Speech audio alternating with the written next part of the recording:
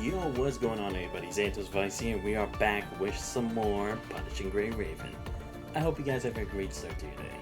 Where we last left off, we had finally continued, actually being on the present this time in the game, with Chapter 31. And again, of course, we're hit with another new problem with the fact that Cradle is actually having influence on the Inverhedra Tower, and we've been sent to the past. And also in a variation of Constellia as well.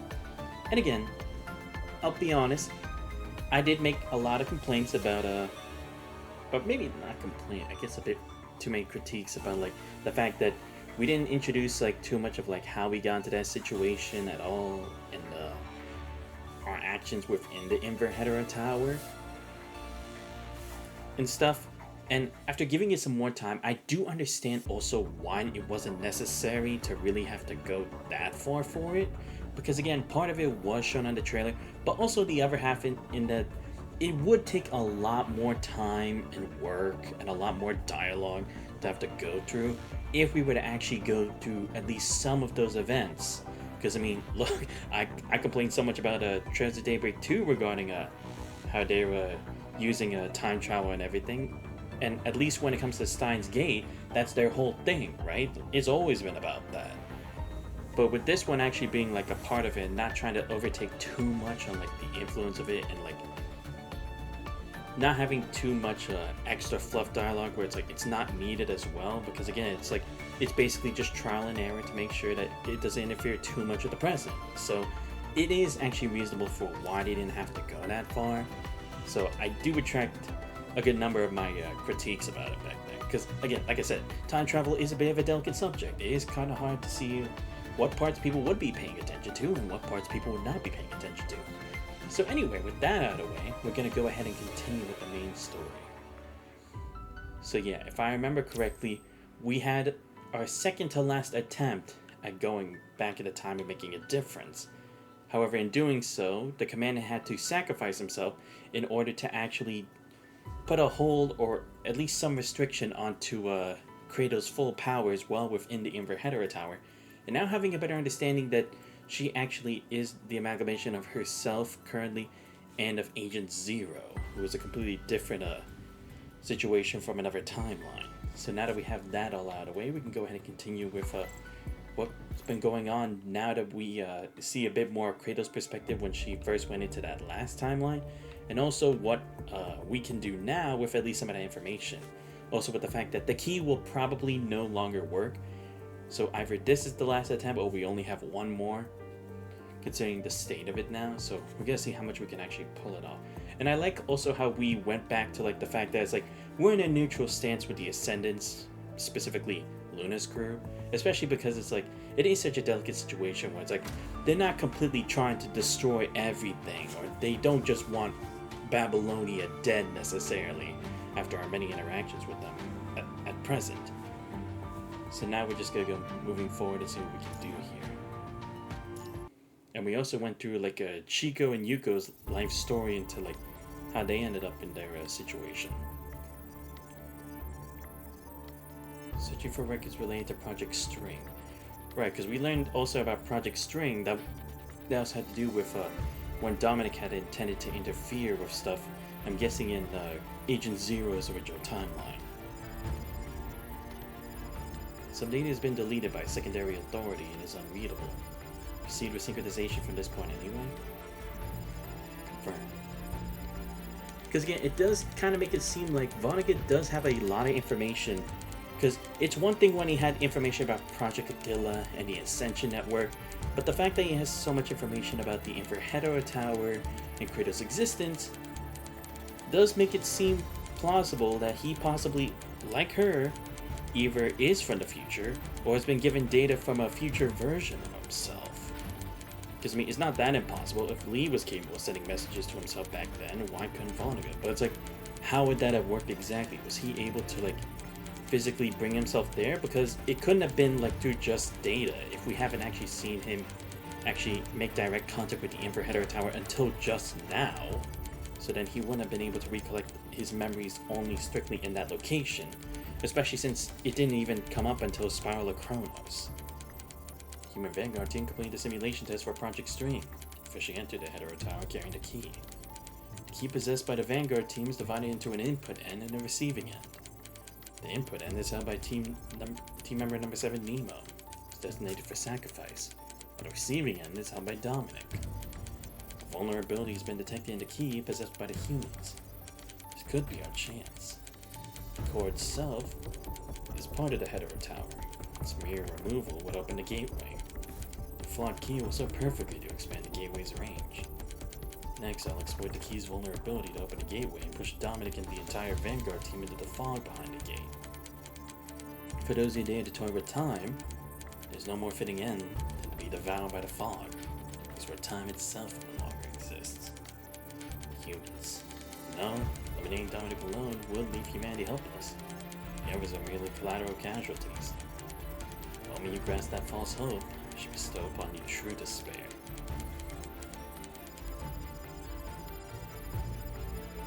Hacking into the receiving end of the key. Traction module preload completed. Countdown 3, 2, 1. The gateway is open. Dominic has been successfully cast into the fog. No means of return.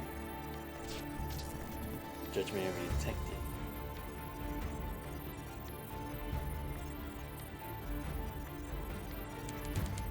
Log update. The Hetero Tower's core has been melted down. All members of the human Vanguard team have fallen into the fog.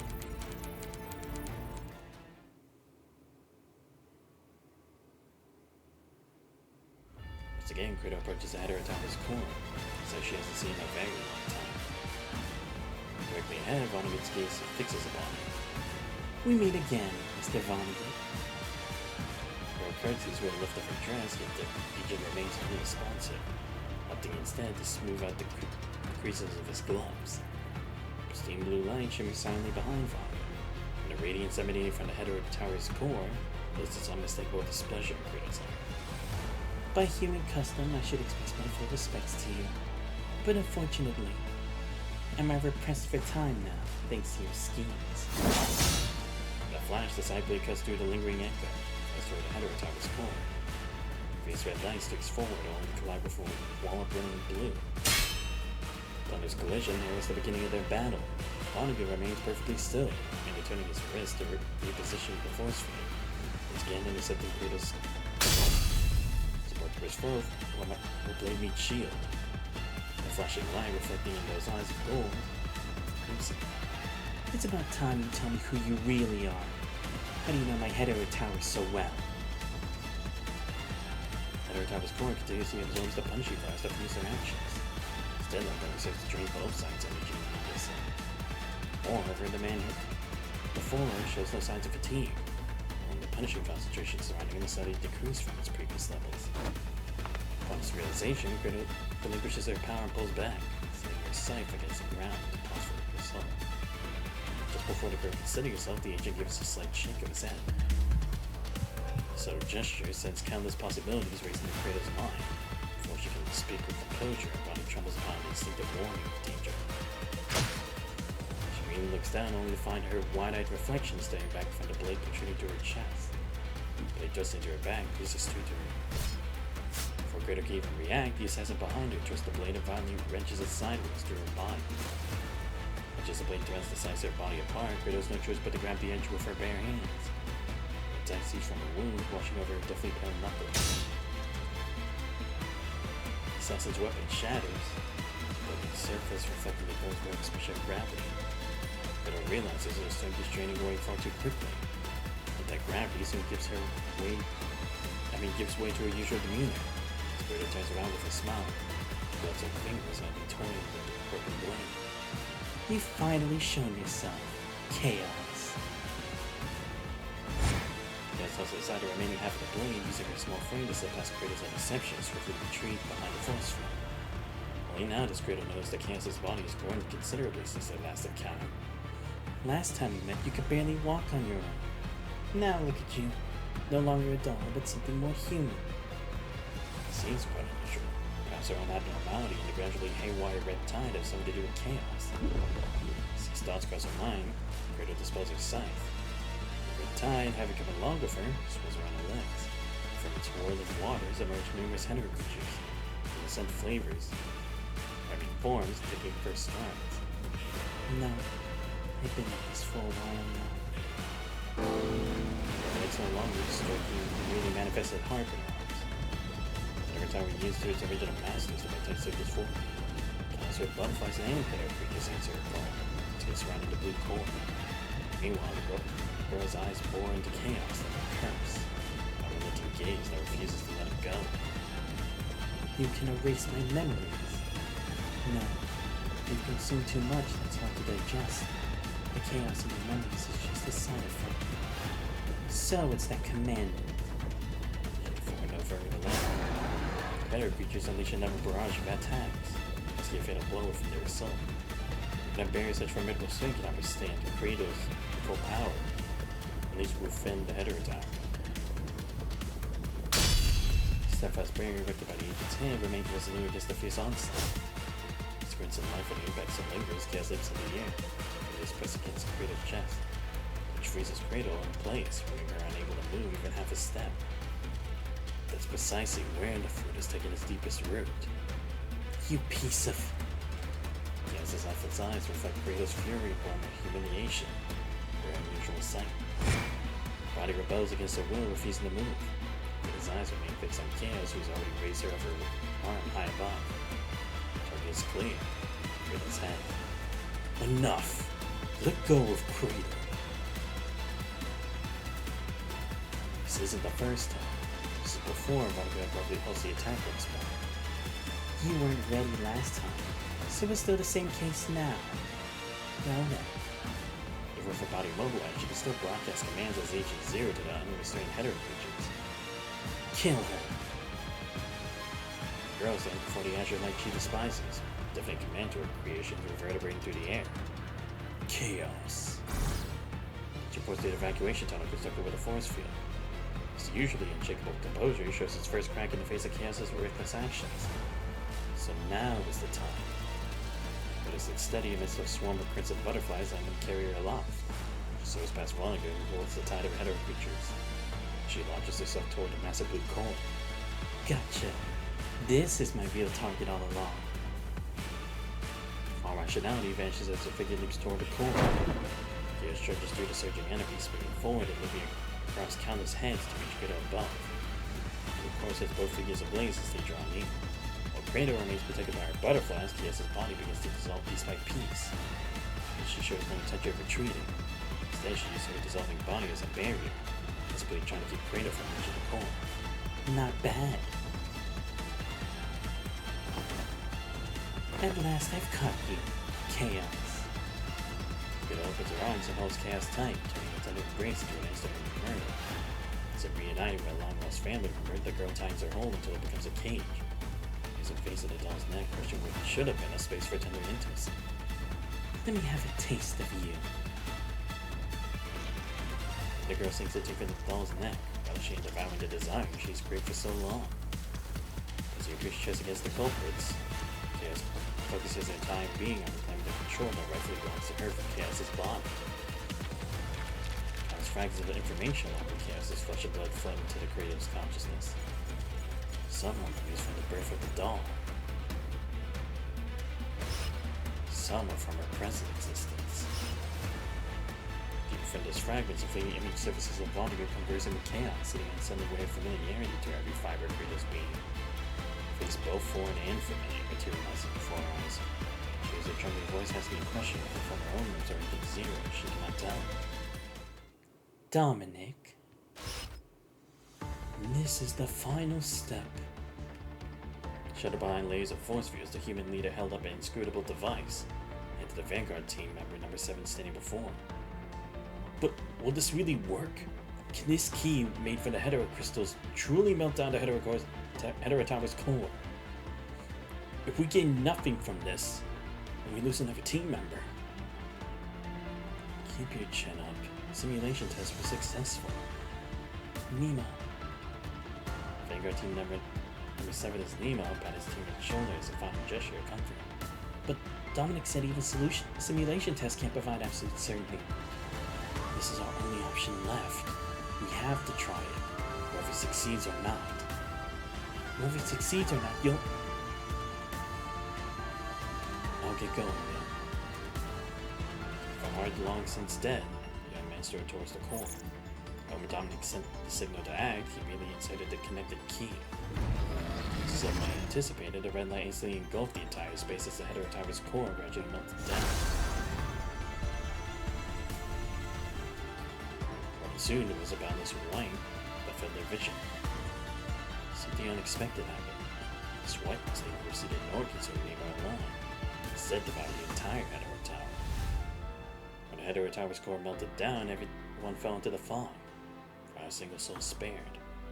The young man, ready to meet his own demise, now found himself trapped in the fog, seeking the release that was meant to be a salvation within the limitless prison. When Agent Zero was inevitably caught in the fall, no wonder all memories related to her vanished at that moment. But it continues to tear and devour Chaos's flesh, while creating more memories in the prime of the doll for full mobility. Rigid for the tumultuous waves of header creatures, Vaga finally joins the battle. Somehow his figure blends seamlessly into the unfolding scene. The core. The key has seized Heterotower's core. The young man clutched an eerie cube in his hands, the original form of Agent Zero, the crystallized remains of the Heterotower's core after the meltdown. Like a seed within a fruit, stood ready to sprout to a new Heterotower at any moment. Anyone knew with certainty there was a way to analyze and harness this seed, many would draw closer to this vast starry sky, the gate itself. This was Dominic's plan all along. This is our only hope. I must at least send it back before I die. Chaos, don't waste the fruit's connection. Keep your consciousness stable. Dull on the verge of dissolving into the blue core, he used the words and desperately grasped Kratos' shoulder. Controller for 5 seconds. We're back. We made it out of the fog. Wait, Dominic? Where's Dominic? Nemo! What happened to Dominic? Before he could offer any explanation, the young man collapsed from exhaustion. Hey! Let him rest. We made it back from that place next to him and the key he carries.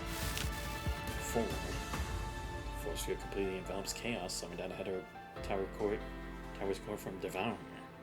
Zell silently clutches at everything within her reach, so like gradually fading into a blur beneath the radiant light.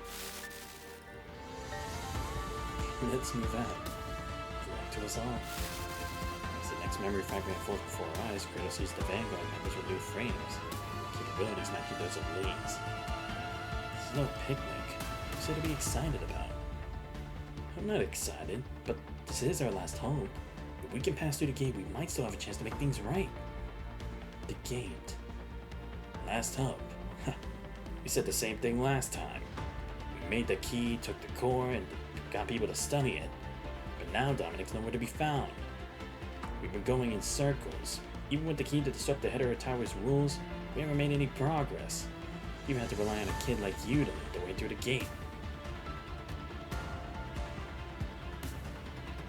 What's wrong? It's nothing. I'm just tired. I'm tired too, Nemo. But soon there won't be any living humans left in this world. These replicated keys are our last hope. And you who understand this technology better than any of us are even more crucial. So this time, let us take the lead. We'll definitely pass through the gate. Yep. Seizing back the control, Chaos pieces through Kratos' body once again. The girl shows no fear in this assault, so she looks past the doll, fixing her deeply playful gaze upon the agent. Thank you for coming to collect my belongings. This is candy in the red box. Hope it helps sweeten the bitterness. We're going to take a short break here. It's not time to let this stop. Nemo, go find Dominic. Go find our hero. Go find the last hope. The man clenches his fist and raises it high. As he brings it down, all the strength fades away. Humanity is almost gone from this world. And we keep choosing to march towards our depths. Why, again and again, do we search for a hope that has long become hollow? 2. Toward the Hetero Tower trembles, emanating even more brilliant light. Closes his eyes, trying to shut out the countless scenes of our defeat and despair. Then slowly opened his eyes again, gazing at the destination of his long journey. A string of distorted text emerged in the center of his vision. He recognized his handwriting. It belonged to the Vanguard team member number 4. Like everyone else, I rewrote the rules of the Hedera Tower and became part of it. You really did it.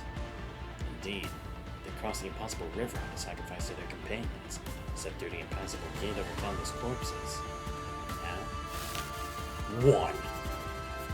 We're close to having our own secret tunnel. When that time comes, take everything we left behind and go to Dominic's era. The solitary young man collapsed to his knees before the message, looking up in agony as if his very soul had been torn away. His tumultuous emotions twisted his body into knots, as he was already exhausted consciousness to quiver and shake. The sound that emerged from his throat began as an infant's cry before bursting into hysterical wails. No one to comfort him, no one to hear him, only countless ghostly eyes watch him in silence. Or as he should, till both his voice and tears were exhausted. Only then would his crying stop. To bloodstained age, Kratos sees the final line of the message.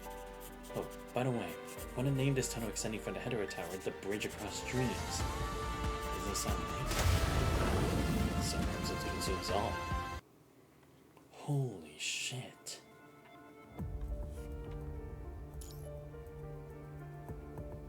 Harvest. Okay.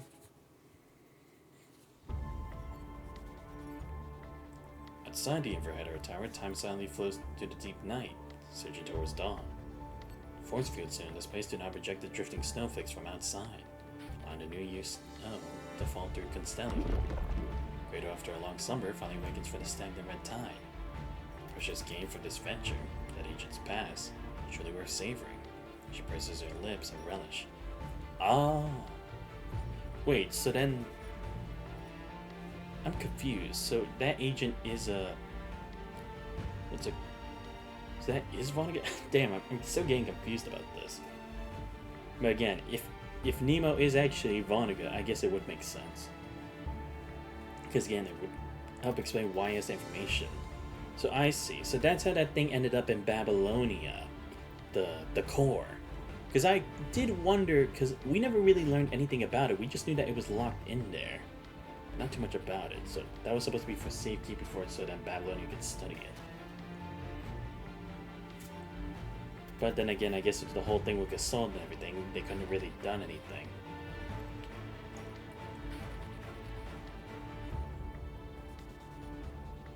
The Bridge Across Dreams.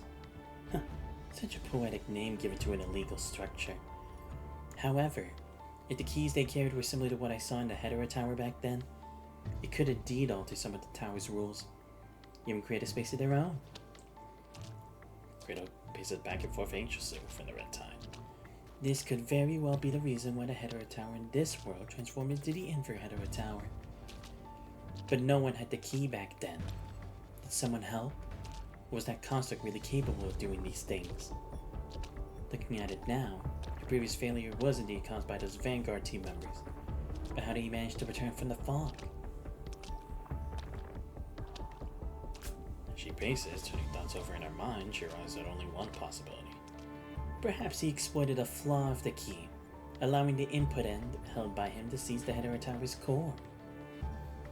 Could the Hedera Tower have appeared here also because he brought the core over? Kratos breaks into a laugh, as if having finally figured something out. Interesting. The Vanguard team ended up outsmarting themselves, and the same fate befell Agent Zero. History sure has a knack for repeating itself, doesn't it? The Dominic there vanished when seizing the core, while the Dominic over here disappeared after the burst of Zero Point energy. It's truly like an inescapable closed loop. But why? Why does a gatekeeper exist only before this gate? According to recovered memories, before the construct known as Lee could knock upon this gateway, a gatekeeper blocked this path. Oh, so it wasn't like that before? Interesting. True, what would be the difference? Just the fact that it's like this existence came into this world that they felt the need to? Maybe that is what it is, because they probably felt a disruption in time and space, but it wasn't one that was actively because of the Hedera Tower. So then they thought to like have an extra, like a barrier of sorts, hence the need for the gatekeeper. Like a deliberately placed safeguard, the gatekeeper stood as both a warning to those who would trespass beyond the gate, and a guide to those who came prepared for the challenge. Just what is the gatekeeper's true identity? Where would she take those who cross the gateway? To the deepest gateway? Would she devour them? Perhaps. Don't make me regret this. The speculations lead nowhere, but she can be certain of one thing. The gatekeeper is not an envoy of the gateway. As for Vonnegut, it turned out that he was one of the Vanguard team members all along. When just another piece of rotten wood, he was the first to volunteer for what seemed like a certain death, and yet ended up being the only survivor. It's just his behavior remains inscrutable, neither fully aligns with Nemo's behavioral patterns, nor shows clear traces of anyone else's influence. What could the reason for this be? I see, so it is. He is Nemo. Damn.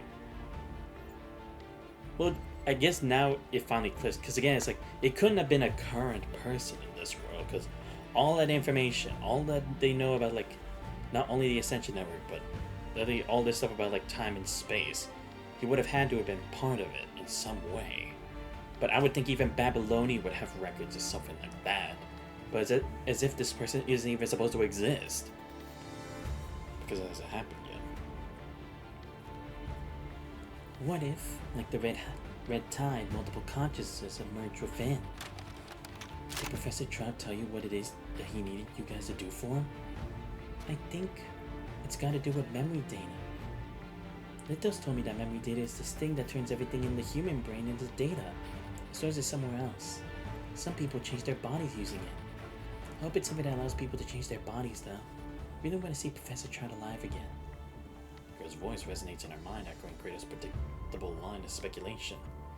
Could this be when the consciousness of Trout merged with that of Nemo? Oh. Given the technological limitations of the Golden Age, could Trout's consciousness really have remained intact? There must be numerous consciousness fragments of others inside, preventing him from maintaining control according to his original plan. Just like the ship of Theseus. And I'm no different now. Touches a spot on her chest where chaos struck her. Even if she dismantles his body and reassembles it, as long as the red tide is used for repairs, chaos will know. There's no escaping this predicament. The red tide itself is a jumble of countless consciousnesses and chaotic information. That's why most hetero creatures display such erratic behaviors. Only a sufficiently stable consciousness can drown out the voices of others and maintain their sense of self. After such a fusion, whose wishes are they really fulfilling? What truly drives them forward? Is she driven by the duty of Agent Zero and the coldness that should come with her? Or by Kratos' curiosity and a respect for humanity and civilizations? She feels lost in this unfamiliar state of existence. What exactly am I now? Once again, she recalls Yuko's pointed question. Forget it. Who cares anyway? No matter what she is, what needs to be done now is clear. It's time to stop those trying to approach the rift.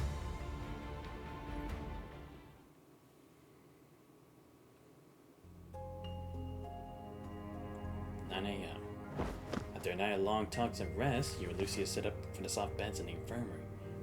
Good morning, Commandant. Are you okay? You look much better now. But why the look on your face? It's nothing. I just had another incredibly long dream. Again? Let me lay on you for a moment. Alright. Can you tell me what you dreamed about? It was very long. There's still some time before we head to the underground parking lot. I dreamed about dying in the red tide. Many times. So many that I can't even tell if they're memories of what's already happened or visions of what's yet to come. And one of them Rose died too. The red tide gradually swallowed Constellia. It was as if the city had been abandoned by the world, left waiting for help that never came. And then... So you begin to tell your dream. In this long dream, Constellia remained sealed off for eternity, barely untouched even as the red tide dissolved every last corpse drowned within.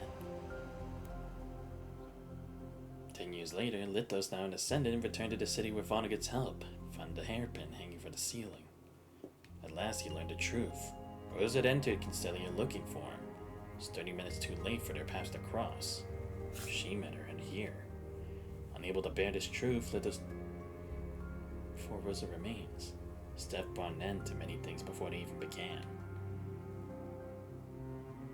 So Ravage lived on, while the old Grey Raven continues its missions in the unstable state. Ah, okay. So that's what's different in this timeline. Because it's true, it's like, Constellia shouldn't even be here if that's the point then. It shouldn't even be possible. And I guess because of like so many different things happening, the timeline's not going to be the same. Until one operation where his desperate bid for glory drove him to force a night raid, resulting in devastating casualties within the squad and severe damage to Lucia's mind.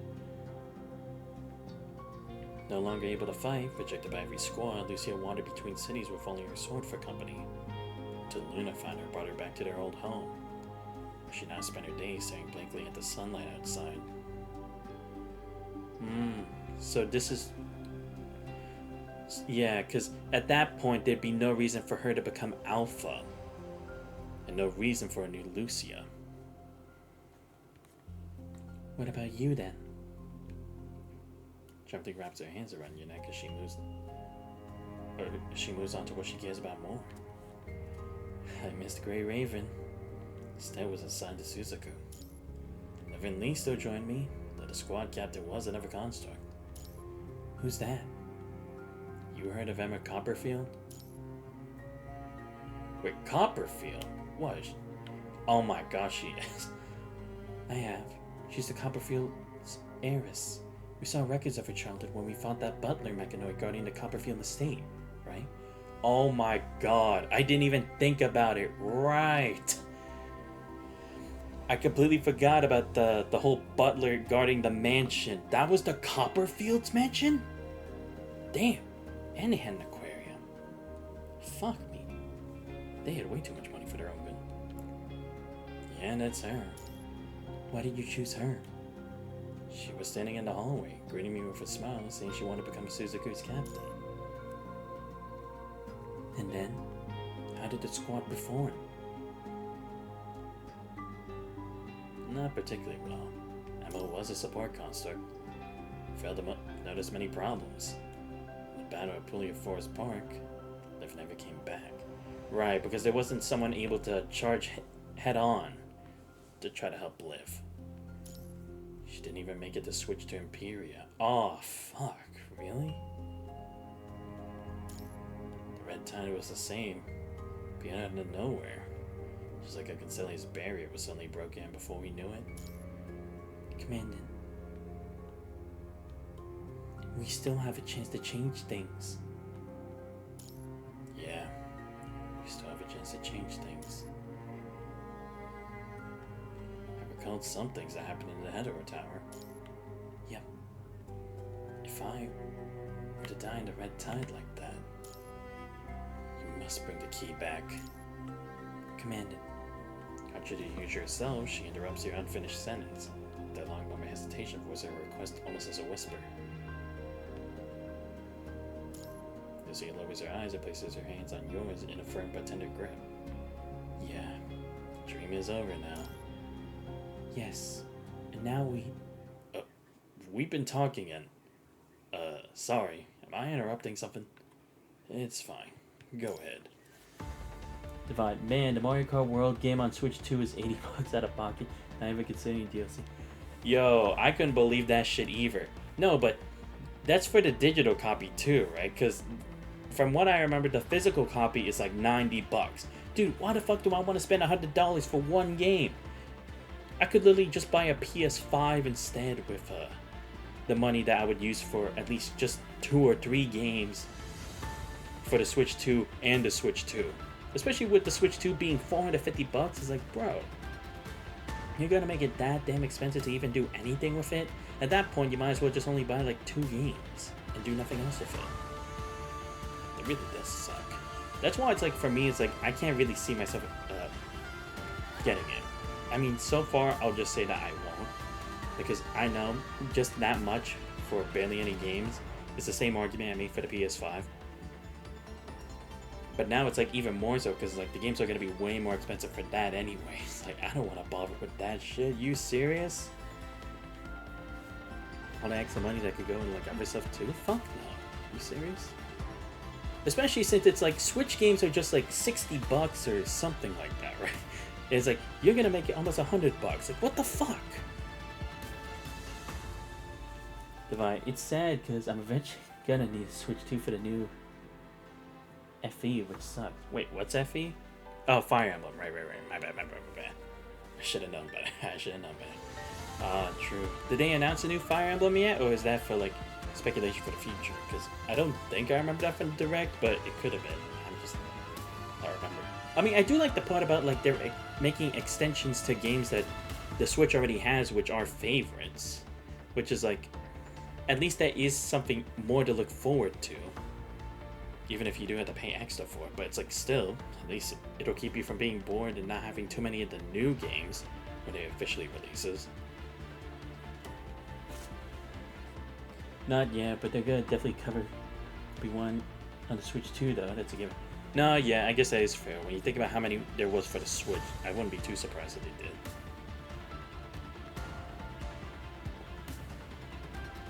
Well, there are a few reasons. First, we checked out the area, and it seemed pretty safe down there with no major threats or access to the outside. Second, we're all pretty desperate to find an escape ourselves. The boys and I have been starving for days and we can't hold out much longer. Third, Amanda told me about your capabilities. With you around, there should be nothing much to be afraid of, I suppose. Since you noticed last night that those header creatures were targeting us, you must understand this trip to the underground parking lot won't be a walk in the park. It's not like we're safe starving here either. You guarantee that those things won't come after you leave? Besides, I had to choose between starving to death or dying in battle. I prefer the latter. Yeah, that is true. Because either way, they're basically just at death's door, but at least with the other one, there is at least a hope for something. At least let us teach those bastards a lesson. I won't risk the beast until I put a few bullets in them. It'll be very dangerous. We're exactly safe now. You think those whatever they are creatures won't come after us once they're gone? Or once you're gone? They attacked us before you even showed up. Yeah. Let us come with you. None of us can sit still anymore. And besides, we can take care of ourselves. But I also think Lucy has a point. You should stay here. It won't take us long. I wouldn't recommend that either. Here's the deal. I have the access card you wanted from Mona. Either you take all of us with you or you have to kill me to get it. Mona. Don't give me that look. I shouldn't give the card to anyone, but he said he'd take the blame and serve the time if needed. That's why I gave it to him. Will you come with us? No way. It's too dangerous. I'm getting married next month. I have 2 cats waiting for me at home. I just need to look after myself and survive no matter what. Excuse me, but nobody asked you to get married. Fuck, I was half expecting your next excuse to be about a 5-foot fish you caught. It's still waiting for you to be claimed at your fish farm. What's wrong with valuing my own life and being sensible? That's everyone's like you lot, acting like starving dogs ready to bite at anything that moves. Alright, cut it out. If it weren't for those 2 boxes of snacks Mona left here, none of us would have made it this far. So that's that. Listen here, Commander from who knows where. If you take us with you, we're not going anywhere either. Commander, when we split up or stay together, there's danger anyway. Fine. Let's move together. We'll be back. Watch out for those butterflies. Alright, well at least I don't have to worry about people betraying us now. At least I would hope so.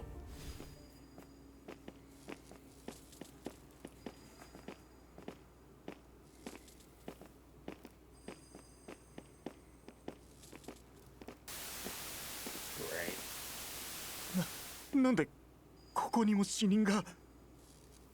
ここにもあの蝶がいます。下で出口を捜索中に。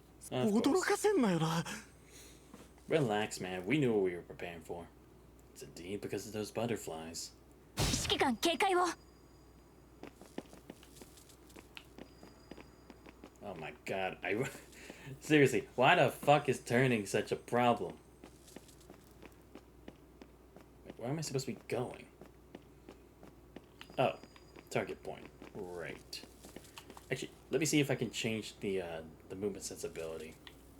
Is this ridiculous? Nah, that's this. Others. Oh, no, that's camera shake. Can I change the sense of...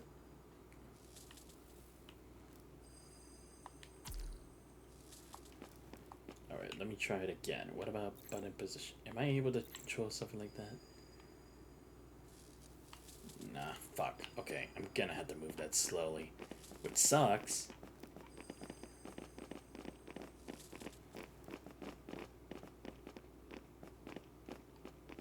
Okay.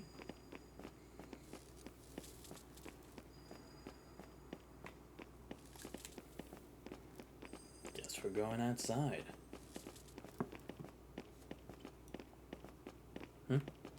Ah, great. Okay. No, we came from that way, didn't we? Shit. So confusing. It had me facing the other way.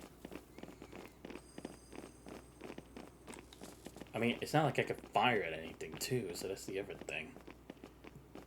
Dude, I don't even get a dash button just to start off? That sucks.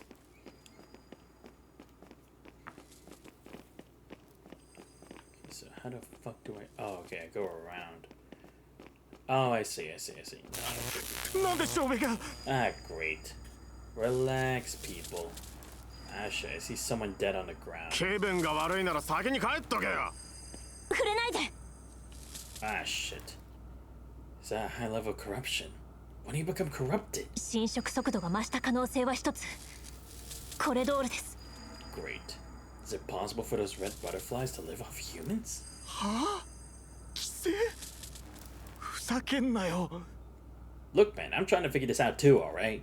腸が口の中に入ってきて痛い腹が痛いよ。 Do we have any serum left? Never mind. Great. I mean, I still have to go that way anyway.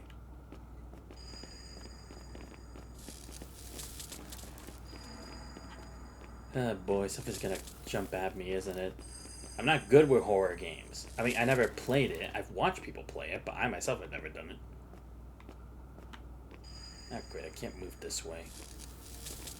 Wait, what? Oh, I went the other way. God damn it. Fucking shit. Wait, what? What the fuck? What in the hell? Oh. Well, why the fuck did they tell him we'll be back here? God damn it, man. Or actually, no, I guess I passed the body before. Oh yeah, never mind. I was just stuck here. I was just turned in a different direction. Okay.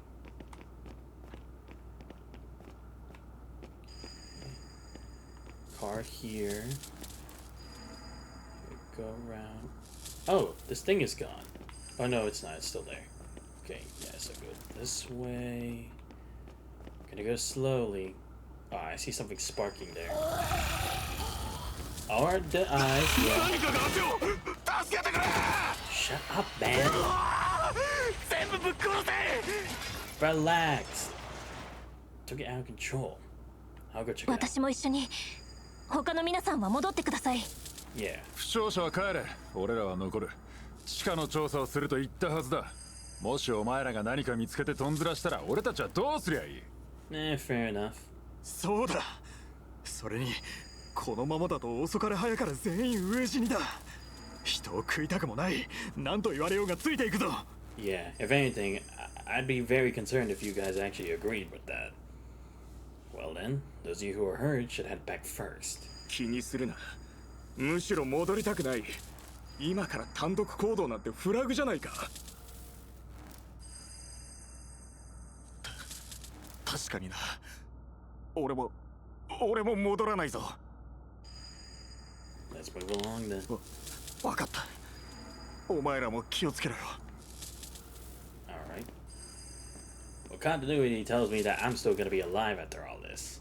You guys, I can't guarantee. Wait, what the? Ah, boy. What the fuck? Okay, Mercenary's Journal. It's 6 a.m. on December 27th, 2116. I didn't sleep last night. Okay, so it's been 4 days since this was 4 days ago. I've been trapped in the same place for 7 days. The terminal still has no signal.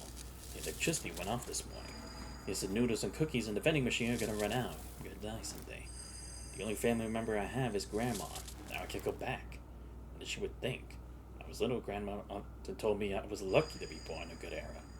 She was born in one of the most affected areas during the war. I don't think so. I mean, science geniuses, politicians, entrepreneurs are blessed. What can I do? My own job? Just like all the other working machines? I'm nobody. Good time's not enough to turn me into some genius or celebrity and put me on an aircraft bound for the galaxy. Or make me drop the idea of playing games after work and study hard to become some great scientist. However, it takes more than working hard to achieve these. Same with Mom. She wouldn't stay with her family and give up pursuing her ideal life just because it's a good time. I finally understand the feeling Grandma said. The feeling of having nothing to eat for days.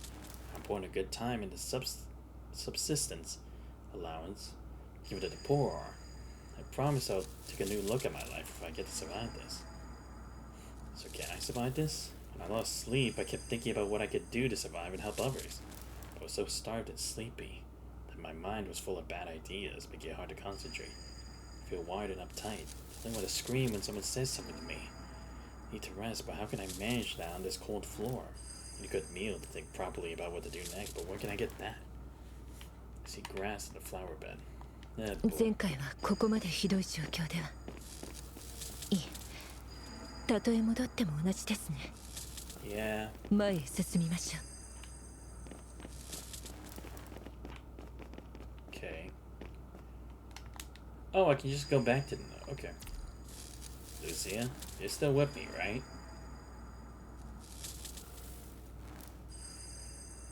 Okay, good. You're right behind me. Like I said, I don't do horror games.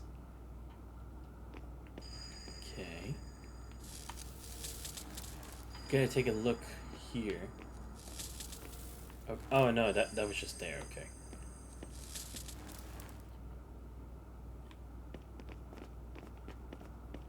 Okay. Ah, great. I have to go around again. Terrific. Oh man, not surprised.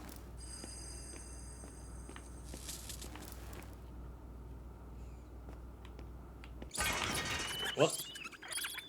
Oh, it's just right. God damn it. I actually like jolted up a bit. Fuck. I hate this. This is what I mean why I don't do horror games, man. I don't have the mentality for this shit. Maybe for all the gruesome details, sure. But the actual stuff? Nah, I can't do it. Okay. Let's see. やってられるか。ふざけんな。Ah, great. ますます不気味だ。Ah, no. 撤退しろ。退避。Someone better close the damn door. ショウが。口に入りやがった。But you're wearing a thing. 囲まれた。俺はいいから先に行け。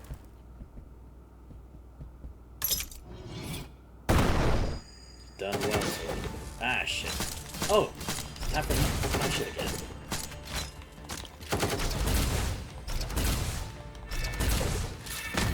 Oh, no shit.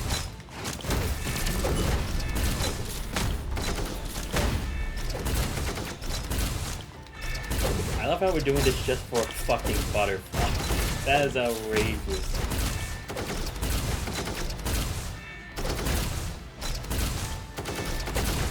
But then again, I guess it just shows our apocalyptic world, the unknown is the scariest damn thing here.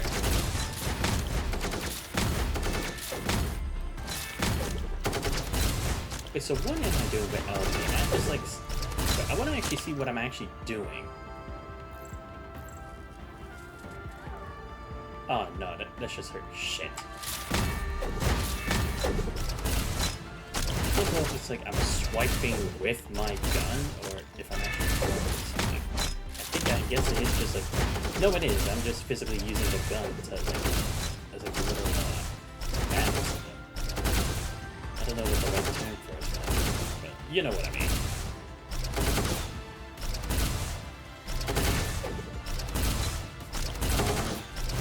Got this. Still! This goddamn... Oh, it's the sharp things again. God damn it. You know I thought we were doing this shit. Should I be going closer? Maybe I should be closer. Oh no, the damage is still the same anyway. Yeah, just... Okay. Yo, Lucy, you gonna help out here? But then again, I guess it would be too dangerous because we don't know what's up ahead, so probably better for it to fall back.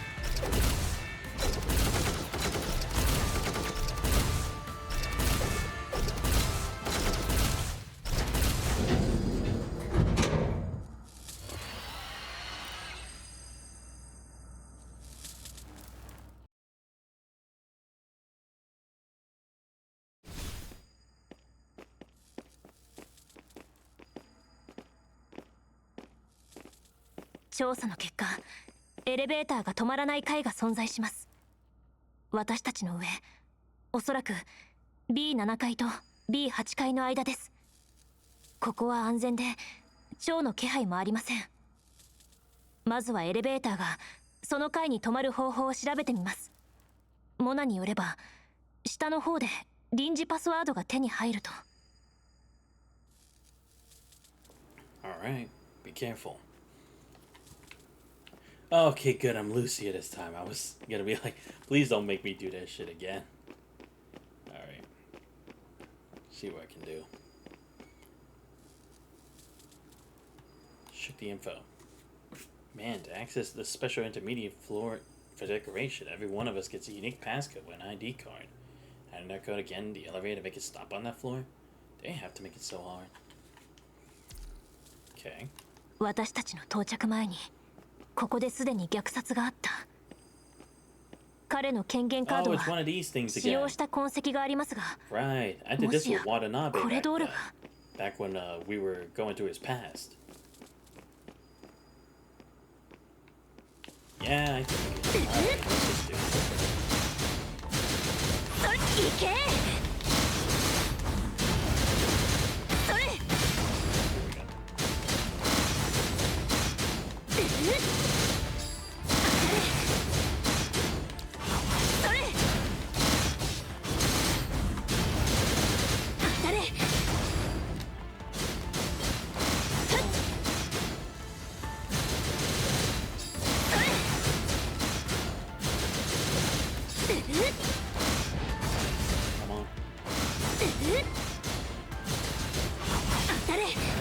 Here we go.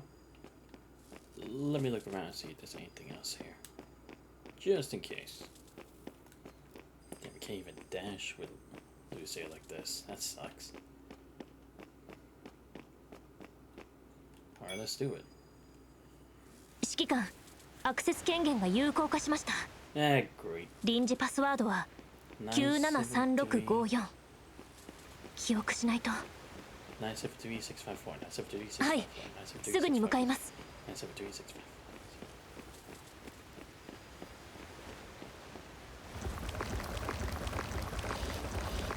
Alright, come on.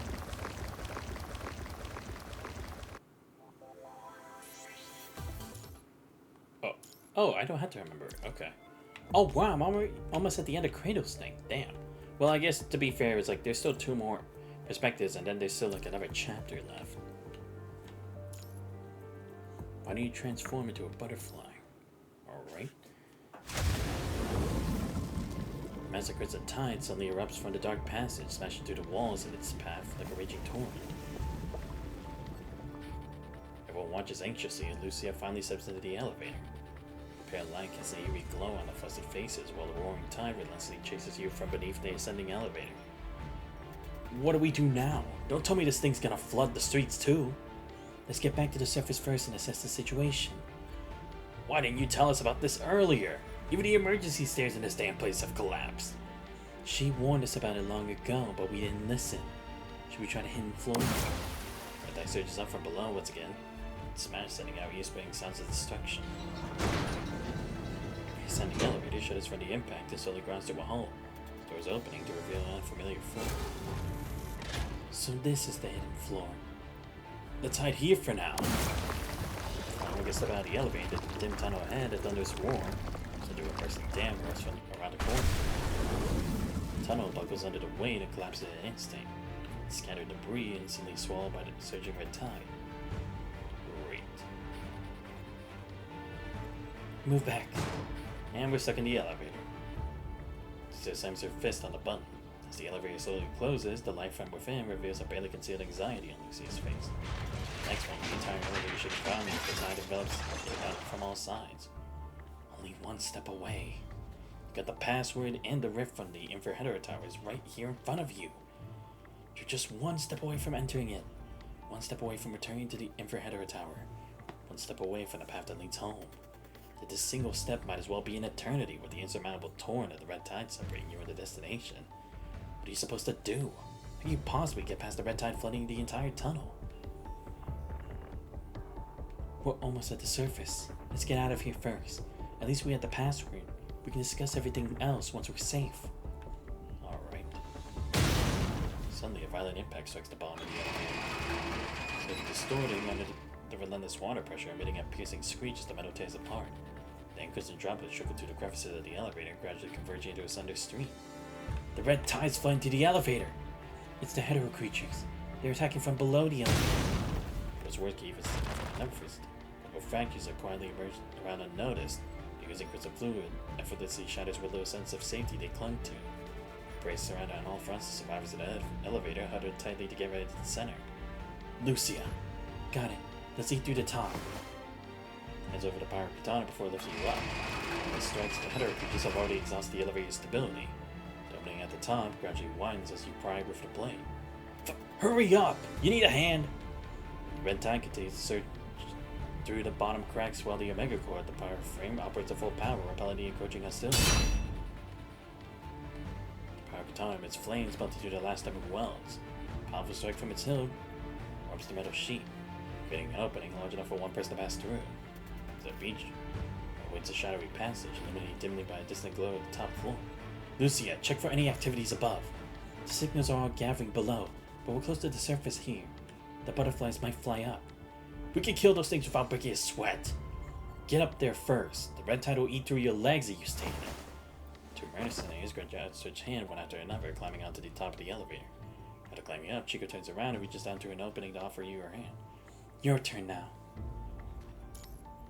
Looking down, after climbing to the top, a chilling realization dawns upon you. The red tide has risen past Lucia's cabin. Emerging out of nowhere, a head of creature suddenly lunges at the construct who's about to escape. The floating blade intercepts the attack meant for Lucia, dissipating red glow reflecting in her eyes as she glares at the enemy. Command it, go up with them first. I'll hold the enemies back. Alright, but don't take too long. Naturally. Shift your gaze from the battle below to the face of the 3 people around you. Mercenaries have already confirmed the steel cable's durability. Do your gloves have enough grip? Of course. You go first. I'll cover the rear and keep the hetero creatures from climbing up. Mercenaries exchange a glance and nod at you. I'll leave it to you, son. Mercenary seizes the steel cable, swiftly ascending the newfound vigor, propelled by the glimmer of hope on the horizon. Then comes Chico. Need a hand? It's fine. I've got you up front. Lucy's watching our back. Alright. Blow and avoid a muffled crashes ripples through the metal plating, cause the elevator beneath to shake uncontrollably. Crimson waves search the crevices as a glint of platinum hue flashes in the periphery of your sight. Looking up, the silhouettes of the three have already vanished into the radiant light of hope above. They must have reached the surface. Time to climb up. As the cable hooks firm, each upward pull brings you one step closer to hope. A violent tremor rocks the elevator, vibrations coursing straight through your palms. It'll be okay. She can definitely handle it.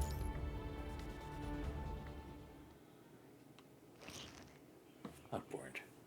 Viscous liquid clings to your hands, repeating your ascent. More. Putrid stench assaults your nostrils.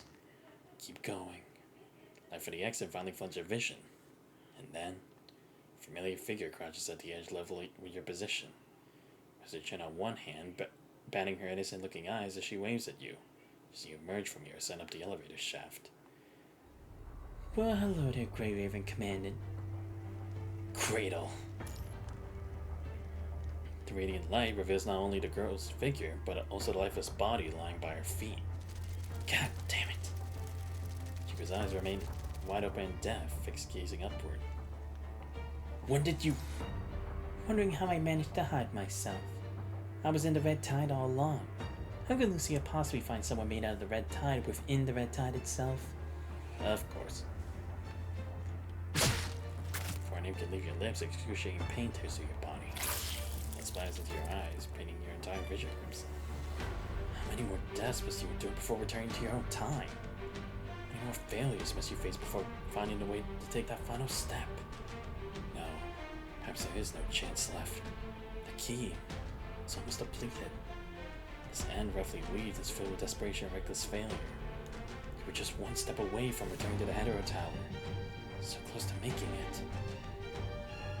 At least this time. Don't look at me. Some heard words along with the broken body and plummet down to the elevator shaft behind. Something rocks the elevator cab from the top. A wave of weightlessness washes over Lucia like rising bubbles. A single droplet of crimson falls from above, only to be followed by more blood. Lucy's motion gradually stills as she gazes upward and trails cascading down. Very shade that sears through her arm. She knows exactly what it is. She knows where the blood is coming from. She doesn't even need to look to know the condition that body must be in to shed so much blood in such a short time. Everything now resembles the mirrored walls of the elevator, a boundless and inescapable cycle. Far too many times since it occurred, a person in the heart relentlessly torn apart. Believing they seek hope within the loops, convinced that they're just one step away, yet death time and again has been all that awaits them both. Hands fall limply to her sides. The dark creatures that have been relentlessly pursuing them now vanish into the red tide as if their mission's complete. Back then, while chasing after living in the church, she had asked herself the same questions. Was in life nothing but a dead end? Why do all these tragedies keep repeating themselves? Just a step distant, fleeting instant out of sight, barely a minute away. The red tide swirling between her calves surges with her despair, towards the consumer home. Something inherently wrong that was long drove within her heart now festers freely, soothing the stench of decay. Next time, she'll never let go of those hands. Next time, she'll never let that person out of her sight. Next time, even if it means tearing herself apart. The key. The last hope lies cracked in her hands, giving her no response. Everything unfolds just as she predicted. Time refuses to rewind. A miracle occurs. No chance. The elevator lights suddenly die out. Only one brilliant arc of light. And then the red tide surges forth, sweeping everything in its path. By afternoon, the setting sun casts a warm glow over the tranquil golden time court of Constellia. So a semblance of peace to the surroundings. In the underground parking lot, the echo of deliberate footsteps reverberates. The figure draws near. The gait uneven as they limp forward, aided by a wooden stick. Cradle. It's been a while. Looks at Yuko's legs, now fasting for the infection. Would you like my help? Though I can only slow down the infection's spread. Where's everyone else? Her icy question reverberates through the empty parking lot, circling Kratos' eardrums along with the haunting echoes. The girl simply blinks, pointing at the elevator behind her. Are they still alive? Alive in the red tide. So this is what you meant by protection? Is this also how you treated your creator? That curse queller? Kratos finds himself at a loss for words, startled to realize that her memories of the creator had begun to fade. You told me about your birth. How you firmly believed your mission was to silence the sound of the tide and guide that creator. You said you witnessed their choice. His will brought about your birth, giving you both form and life. After their death, you said you would carry on the creator's will to not harm others. You also said that you approached me because I too am a creator. Then what exactly are you doing now? Are you truly following that creator's will? Or perhaps you're doing it for my wishes? Tell me, what exactly are you? It's more she poses that question, the very same one she asked Kratos when she first saw the festering corpses. Are you the Agent Zero you keep talking about? The guardian from the story? Or are you still Kratos? Let me ask you one final question. Tell me, is Chico still alive? Despite already knowing the truth, Yuko still clings to that desperate illusory hope as she utters these words. Such foolishness. Reminds Kratos of all those worthless stories Yuko used to tell. Mere memories that hold no significance. You promised me that if I found my sister, you'd give me a chance to help her. You told me to lead those people to capture Chaos, and I did it. You told me to persuade Barley, and I did that too. I even went as far as to incite those mercenaries. So everything I did only ended up getting Chico killed? That moment of silence, Yuko finds her answer in Kratos' eyes. So, it was all my fault. I've always been a loser. Nothing but a failure. Objective assessment. I've always wanted to do something for Chico. Always thinking of ways to repay her years of care. Always trying to become someone useful to her. But in the end, the harder I tried to help her, the more I wanted to prove my worth to her. The more I became nothing but a burden. Indeed it is. But if that's the case, there's something Kratos cannot comprehend. You've already labeled yourself as nothing but rotten wood, calling yourself that repeatedly. So why do you cling to life so desperately, still persisting in these futile efforts? For I am but rotten wood, yet I refuse to simply rot. You wonder why I cling to life so desperately? Because I can't accept this fate. I refuse to die a worthless death. That's why I'm still alive, still fighting, still searching for a way to change. I never wanted to die before I could repay Chico for all she did for me, but you killed her. The gun in Yuko's hands now raised high. Kratos thought she would never have the courage to try. Kratos finds herself unable to answer, torn between the consciousness within her. Agent Zero loudly dismissed the question as trivial, while Kratos adrift in a fog of hazy memories devoid of purpose and clarity. One moment she seems to be following her destined mission and original will, the next she feels as if awakening from a long dream only to discover she's committed unforgivable sins. She's meant to devour civilization wholly, and she found joy in humanity's unyielding will. She wants to support them, to witness their journey, to honor them. Which side is truly wrong? Right, because that is the thing, right? It's like, that does seem to be the difference between the two of them. Because Kratos was always about learning other people's stories.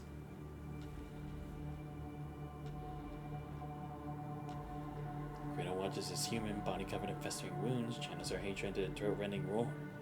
Last defiant cry harmonizing with the resonant bark of her gun. Her vision splits into two planes, accompanied by an ear-piercing ringing as relentless as the chirping of summer cicadas. Friend, Miron Wood. Which one is correct? Who cares? Side thrust through Yuko's back, his blade halting mere inches from Agent Zero's front. The weapon woven from the red tide surely dissipates back into the surging tide as Yuko on death's door falls onto Agent Zero's shoulder. The remaining willpower keeps her eyes open, but her hands drained of strength can no longer grasp on anything. The gun drops into the red tide, and with it, her will fades away. Lifeless body rests in Agent Zero's arms, as if two long-range friends sharing one embrace.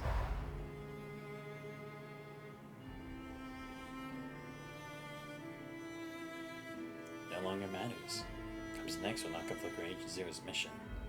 So she acquiesces, permits the essence of Cradle within her to awaken, her eyes falling open in tandem with that heart's last throbs. Let's go, Yuka. Feeling her body in her arms, she whispers softly as she walks deeper into the darkness. I will make your wish come true. You will become one within the red tide, become part of each other. She plummets the rushing wind, snatches her whispers, reducing to the faint, almost inaudible murmurs. No need to worry about your flaws anymore.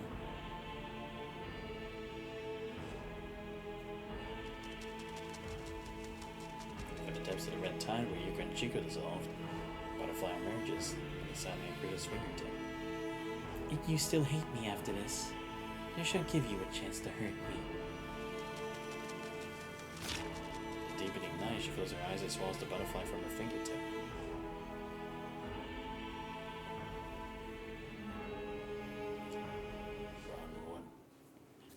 Damn, what the fuck?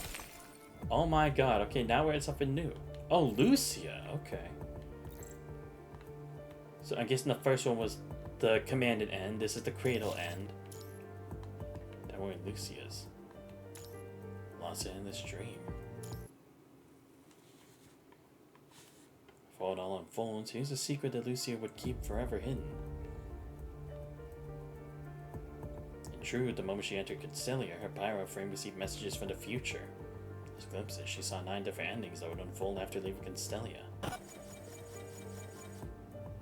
That was why she remained so quiet all along, deliberately avoiding deep mind connection and constantly checked on the commandant's well-being through physical touch. Right, oh. Yeah, because I completely forgot. We always do like a mind connection, but this time we haven't even done that once. The future. First, she refused to yield to those messages from the future. With the meticulous analysis and careful contemplation, Lucia believed that if she could return to her original era before the Infraheader Tower's complete collapse, none of the 9 futures would come to pass.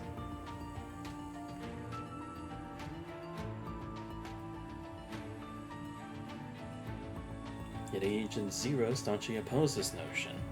Much like the 74 time rewind to defend the tower, looming disasters and shadows persistently entangled them both. Sometimes it was an overwhelming tide of hetero creatures surging from all directions. Sometimes it was seemingly harmless traps that enticed them to investigate, only to suddenly spring into action without warning. Open terrain tended to shift and transform into mazes. Those mazes would suddenly collapse with deadly ambushes from all sides. It was as if the tower possessed its own consciousness, actively rejecting all intruders. Maybe similar to like the Cradle, right? The only moment of peace came when they approached the Infraheader Tower's core. Only that blue radiance where Agent Zero's schemes be momentarily subdued. Agent Zero. Agent Zero's relentless presence and watchful eye fixated on Lucia.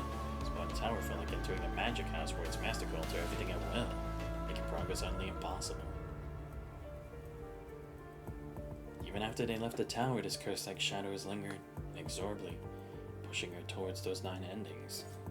In the first ending, she loses the ability to rewind time and falls victim to Agent Zero. A year subsequent to Constelia succumbing to the Red Tide, the outer layer is breached and the world ultimately consumed by it. In the second, chaos takes her place when she's unable to rewind time again, taking away her commandant. What happens after remains unknown. In the third, she gives up on rewinding time and returns to Babylonia with all the intelligence and samples from the Infraheader Tower. However, she's continuously bombarded by chaotic information from various timelines and unknown corruption, ultimately dying the moment she returns to the Infraheader Tower. In the fourth, with Vonnegut's temporary aid, she realizes time to save the Commandant. However, Agent Zero seizes the Hetero Tower's core during the battle, leaving nothing but a field of corpses drowning in blood devoid of any survivors. In the fifth, with Vonnegut's temporary aid, she rewinds time to save the Commandant, manages to melt down the Hetero Tower's core before Agent Zero can destroy everything. However, as the Commandant, or whoever you as the Commandant chose to emerge with merge with chaos to compensate for the consequences of the core's removal. Her attempt to stop this, Lucy is hurled into the rift by Vonnegut. What happens after remains unknown. The sixth ending begins the same. Zero then finds the opportunity to strike back, dragging everyone into the rift before causing the Hetero Tower to collapse. What happens after remains unknown. The seventh, after the core's meltdown, Lucia seems to spend endless years beside the rift of the Hetero Tower. She finally collapses from exhaustion, dying alone before the rift.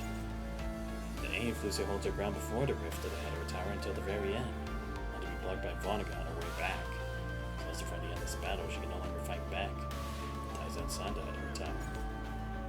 Ninth, she holds on to the final moment, allowing you to safely escape the Hetero Tower with the seized core. She bears every possible burn until her body, enveloped by the fog, crumbles into nothingness. What happens after remains unknown.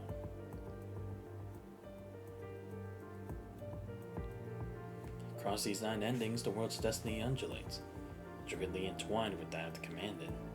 And yet for her alone, there exists not even a glimmer of hope for survival. She refused to surrender to these prophetic visions, but here she is, pushed by an invisible force, standing at the crossroads of fate. Should she forcefully rewind time now? Now those cryptic visions reveal a clear path forward.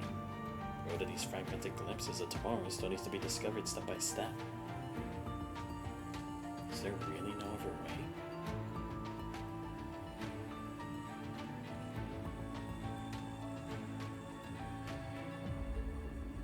Alone before the rift, the place she and the Commandant promised to reach together. Her hand clutches the newly shattered, unresponsive key as despair and rage threaten to consume her. She cannot fail here, or fall here. She can't give up now. Among those 9 endings, only one path hints at a possible solution to save you without destroying the core. I need to take all the data back to our original era first.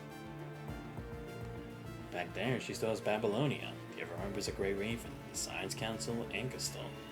Everyone's so gathered, she'll find a way to change things, find a solution, even if it means her inevitable death.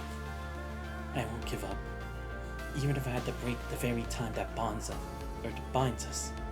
I will never give up. Crossing the rift, she steps once more into this unfinished path on. Over the rifts where the red tide gathers. Anomalies born from the inverted Hetero Tower's collapse. Past one location after another, each etched with memories of death and suffering, until the exit, once just within reach, finally appears once more. I'll be back for you soon, Commandant. However, at the very moment of crossing the exit leading to the inverted Hetero Tower, the world that slowly unfolds before our eyes is nothing but an unfamiliar wasteland. Flowing lines trace the streets and alleys, voids filled with lighted shadows should be, as the faded scenery is now turned to withered paper. Staying before this incomprehensible scene, she's momentarily adrift, losing all sense of direction. What is this place? Space beyond Earth? The fog Vonnegut mentioned? Far too distant future? Or perhaps, this is the present shaped by the red tide within Constellia. Grief-stricken heart plunges into the abyss once again. She calls out, but her voice is drowned out by the unknown, not even reaching her own ears. She attempts to propel herself to leap over this bizarre scenery, but her frame, like the key itself, remains unresponsive.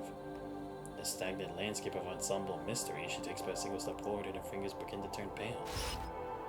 Every step in her forms dissolve into lines matching the scenery. It's a whole world devoured by silence, devoid of any living being or energy. As if the third dimension itself has been stripped away, leaving nothing but a desolate blank page. This endless expanse of nothingness, only the Hetero Tower behind her remains unaffected. Too much time has been spent in Constellia, a quick and stable ending once within such easy reach, now forever closed off. Perhaps only one path remains now, but it can save you and prevent the world from falling into doom. The 9th ending. It'll be a relentless struggle, fraught with uncertainty, each step laden with the risk of dragging all into the unfathomable abyss. Even though she steeled herself to bear all consequences alone, the lingering uncertainties and her hidden dangers still weigh heavily on her mind. But I can't wait any longer. Lucy tightens her grip on her sword's hilt and turns around once more. So she returns to the Infrahetero Tower.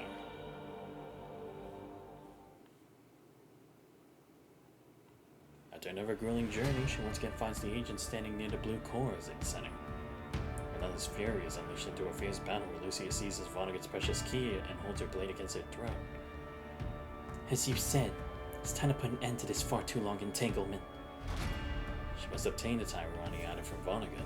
Before that, Lucia needs to use this opportunity to extract some information. I'm not the one who killed the Commandant. You are one of them.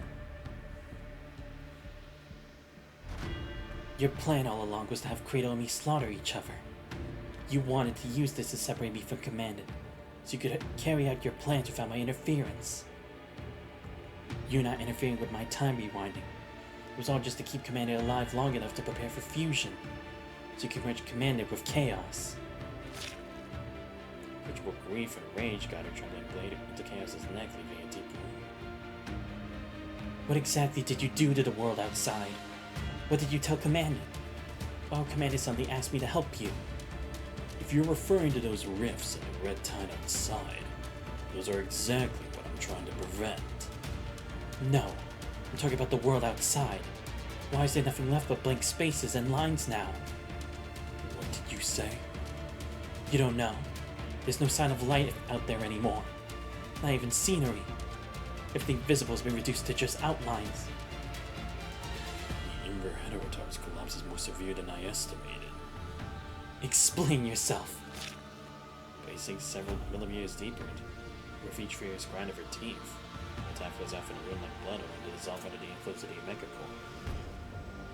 The Infrahetero Tower's collapse has caused massive displacement of its exits, even transporting you to another future, one frozen at the brink of doom. Another future. Indeed. Initially, only the bridge was connected to that future. With Agent Zero's continued influence over the Infrahetero Tower, it would be effortless for her to steer you away from your destined destination. Don't concern yourself too much with it. That future isn't yours to deal with. All you need to know is the root cause of these problems lies in both the collapse of the Infrahetero Tower and Agent Zero, namely Cradle. Cradle must destroy the Infrahetero Tower to counter the Revan core. That's the exact reason I'm remaining here, to prevent Cradle from taking further actions. You must have already noticed two things: my hostile relationship with her, and how the Hetero Tower's exits lead to the wrong timelines.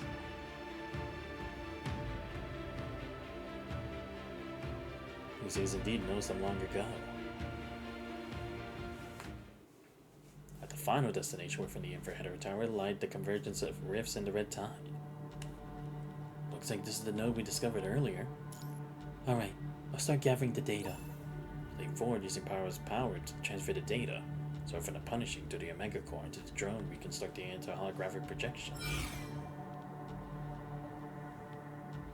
Just as I thought. It's them. When you escaped through that exit, did you reach the correct time? Doll bound within the egg-like chamber responded only with silence. Do you still think this was also my doing? I have but one goal, to make you become Agent Zero. As long as Agent Zero doesn't steal your will, you're free to use your obtained authority however you wish. Onyx's projected figure knelt by the Red Tide when her rifts converged, tossing fragments of unknown composition through its depths. We'll establish a new interference point here, though the corruption process will be lengthy. It's stable and secure enough. This method fails, we'll have no choice but to take a riskier path. The more she uses the Red Tide, the more easily she'll consume the information, making the chains of humanity bind her further. When her attention is diverted by trivial matters and insignificant desires, the destruction of the Infrahetero Tower will slow down as well. Besides those messages sent to the past, most of what we found points to this. Vonnegut is interfering with the Red Tide. Maybe he's trying to stall Agent Zero. When he mentioned taking the riskier path, did he be referring to having you merge with that human or hetero creature? Maybe, but there's something else that bothers me more. What did he mean by reach the correct time? Could he be talking about sending messages to other times? By the time one ends up after leaving the tower? There's a record we found earlier where Vonnegut said before the core, if the infrared tower continues to get destroyed like this, the time it can interfere with becomes chaotic. It's possible. If that's the case, it'll affect us as well. Should we head back first? Yeah. Whether it's running tests or gathering data, we've been in the infrared tower long enough. Let's record this information and take some more samples of the red tide. Still don't know what exactly he tossed in here. Let's bring these back for Asimov to analyze. Alright. So two of you work together on another round of searching precise sampling. The key in the human's hand suddenly begins to vibrate violently. The key vibrates with such intensity that it becomes impossible to hold, falling into the red tide and sending crystal droplets splashing into the air. Countless crystal threads emerge from it, wrapping around the key like a cocoon. Looks like the key has absorbed some kind of information. From on the key finished absorbing the crimson threads and returned to its quiet state. Let's connect the key to the terminal and see what happens. Alright. Cardinal text. It might be a more complex punishing language beyond the terminal's interpretation capabilities. Let's bring it back and save the headache for Asimov to deal with. Alright. Oh, you should keep holding on to the key from here on. Something so important is safer in your hands. Oh, so around then, that's why I interfered with it. Right, because she did mention that I shouldn't be holding it anymore because of the punishing. I found out you've been using the red tide to corrupt Cradle. So why do you still want Commandant to merge with Chaos? It's too late. The Inverhetero Tower is being destroyed at an alarming rate. Seems not everything goes according to your plans after all. There have always been many things that don't go my way. I simply made it seem like they never happened through time rewind. But I did notice the existence of the fruit at the place where I first found Commandant. In fact, it's proven effective. Cradle can no longer submerge all of Constellia. However, you still haven't given up on your plan to merge Commandant with Chaos. Nor have you killed Cradle. What exactly are you hesitating about? You've had numerous clashes with Agent Zero's vessel, so you must have noticed that she cannot be killed within the tower's bounds. However, her vessel, Cradle, is a weakness. It's right here. She'll die if she comes near the blue core. But you never followed through. You've been holding back all this time. I even had a suspicion that when you pushed me, Commander, and her out of the Inverhetero Tower, it's more about protecting her than whatever excuse you gave about showing us something in the fog. In Constellia, it'd be easy to detect each other's positions, see exactly what she's doing. Most importantly, Agent Zero will vanish even if her vessel dies. To put it simply, Agent Zero is like a commandant of Babylonia. It's a position of authority and office, currently held by Cradle. If the current holder dies, the position will be transferred to the next vessel capable of bearing the duty.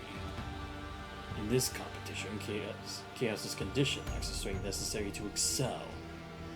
It is unlikely that she'll be the next vessel to hold Agent Zero. Should this position be assumed by an unfamiliar entity unfavorable to both humanity and myself, and given that we have explored all viable options here, the future of this world will become just like that other world you've witnessed. The world stripped of everything.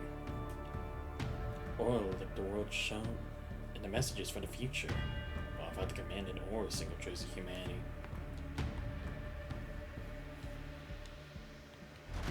Even if we can't find a more suitable vessel than the incomplete Chaos to assume Agent Zero's role, and we end up leaving everything to her, her consciousness would struggle to cope. Gradually, she would lose herself, becoming just like the current Cradle, whose every action serves only Agent Zero's mission. That's what I need that Commandant's own consciousness to complete her. So because your hetero creature isn't good enough, you're gonna take Commandant's life to complete hers?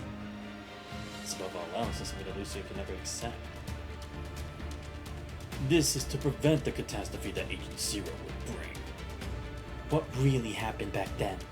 The Commandant decided to help you because you gave the same explanation? That person only agreed to help out after seeing how the Inverheader Tower's destruction led to a reality even more brutal and defeating than Stellia. But you wouldn't believe that either, would you? Both you and Luna are agents. Why can't either of you take Agent Zero's place? If humans didn't release the contaminating mimetic, Luna might still achieve that through destruction. The current Luna, however, not only cannot take Agent Zero's place, is also barred from entering the tower altogether. The entry rules have been changed. Agent Zero's whereabouts remain unknown. Could she be connected to the Inverheader Tower's anomalies? I tried to return to the past to give her a hint, asking her to destroy part of Castall before everything began to prevent Agent Zero from showing up entirely. But that would only drag her into a conflict with Babylonia. I presume you've made comparable attempts within the tower. None proved successful, and eventually, you had to take the same action as I did, halting the transmission of messages. The commander mentioned you appeared before Luna, went to the Inverheader Tower. What was that about? Lindos just told me you left. Yet here you are. What's the matter? Forgot something? I sure do. Vonnegut appeared that day. He seemed deep in thought, as if he had already begun to act before finishing his contemplation. Forgot something. What was it about the information from the Inverheader Tower? Both are correct. After entering the Inverheader Tower, I spent far more time here than you. During this time, I've been trying to prevent Agent Zero from inciting uncontrollable turmoil further, while also attempting to persuade an uncooperative chaos. Unfortunately, my efforts have yielded little fruit. You've all seen the consequences of these events. The Hetero Zone has begun to expand rapidly. And now you claim you were trying to prevent a catastrophe? What I'm trying to prevent is things becoming uncontrollable.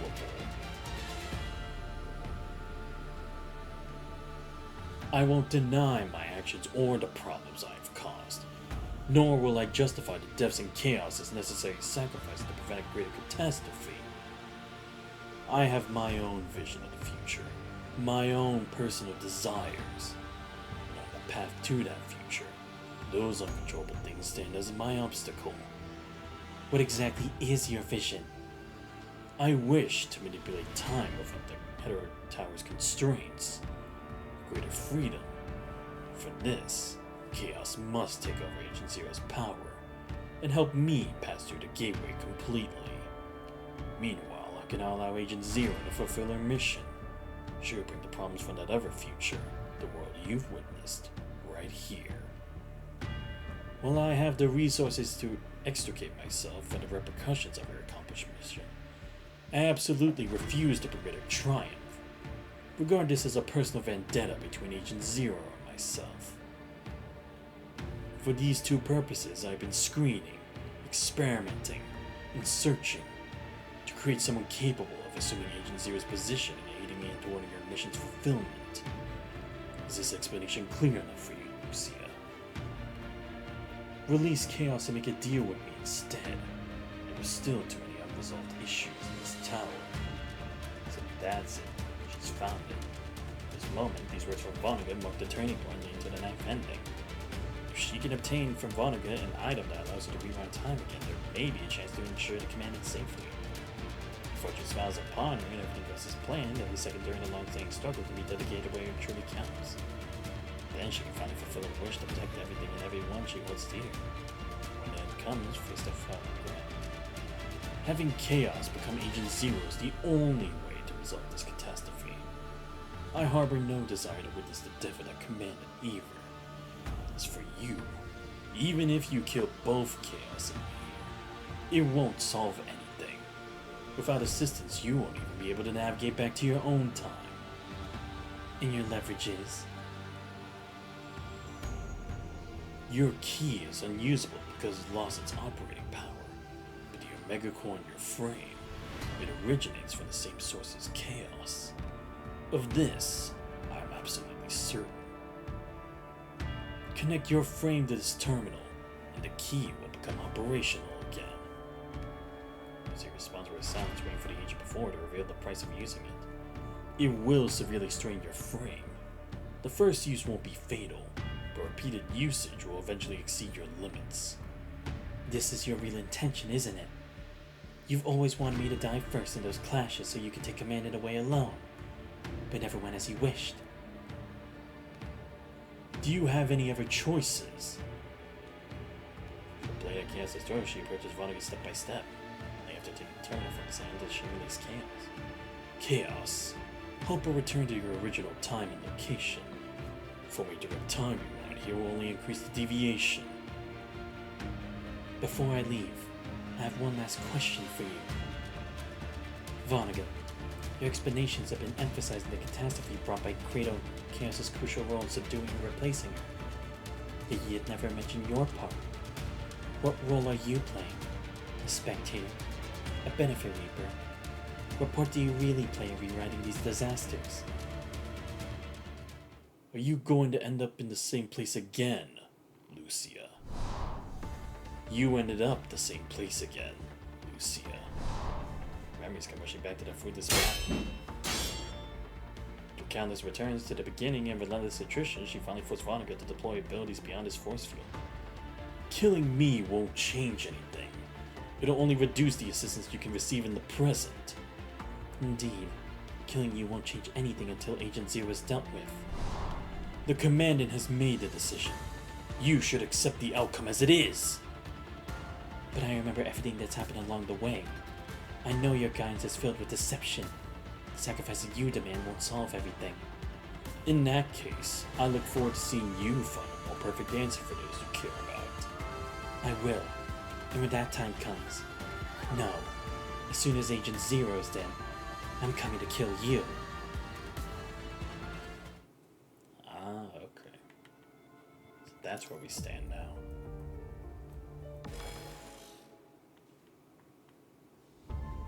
Waiting from a blinding light, Lucia finds herself back in the underground tunnel of Constellia. Nearby, the Petito is intently operating a device almost as tall as herself. What are you doing? Sally points to the force field at the room's edge, beyond which numerous header creatures roam. Is this device generating the force field?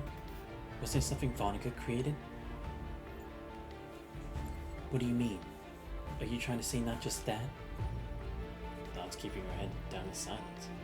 Is this a contingency measure? Can you just speak? This is frustrating. BPL-01. Except for matters concerning your command, and I have nothing to say to you. Mention the frame number she shares with Alpha. See if that's a cold, dismissive laugh. Fine. Then tell me. What actually happened that time? Why did Commander come back to the Inverhedero Tower with you and order me to assist Vonnegut? Must gather as much intelligence as possible, limiting any potential oversights. Vonnegut looked at you when he mentioned it. Tell me. Kratos took that person out of the Hetero Tower. After that, it was similar to Constellia's situation. After the Inverhedero Tower appeared again, many rifts showed up across the world. Just as how the Red Tide searched the Constellia from underground, those rifts brought the Red Tide to other places as well. Oh, fuck. So it's like, nowhere would be safe anymore. I wanted to bring that commandant back to the Inverhedero Tower, but instead saw an endless cycle of death. After a long silence, the dog decides to cut out a piece of punching-made tissue from her chest and tosses it to Lucia from a distance. You want me to see it for myself? You should be able to see some of it.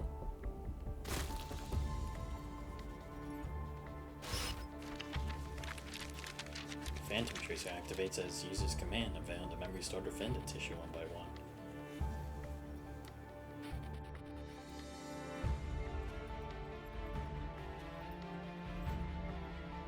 Through Chaos' perspective and the memory data, Lucia sees Kratos trailing behind. Commandant, we're almost at the exit. We can finally go back. It feels like we've been here forever. Yeah. Once we're back, I'll make sure to get a few days of proper rest. At the moment, Lucia failed to notice Kratos lurking among the hetero creatures. Once you've recovered, she never even noticed when Kratos made her move. Commandant? Was she careless? No, that's impossible. Is it because Cradle used her familiarity with her own territory to prepare everything far too perfectly? Whatever the case, Lucia turned around, there was no one behind her anymore. Like Lucia, who doubled back to search, Chaos spotted the traces left behind by the red butterflies. She realized that Cradle planned to use this irreversible separation as a chance to permanently eliminate the commandant, ensuring Vonnegut can have complete chaos. Though she disagreed with Vonnegut's plan, she didn't want the command to die here either.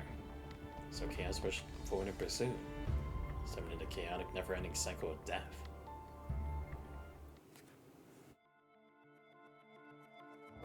Chikushou, こっちに突っ込んできやがる。クソったれの証をめ。クソったれ異合生物がよ。早く起きて、赤潮が来ちゃう。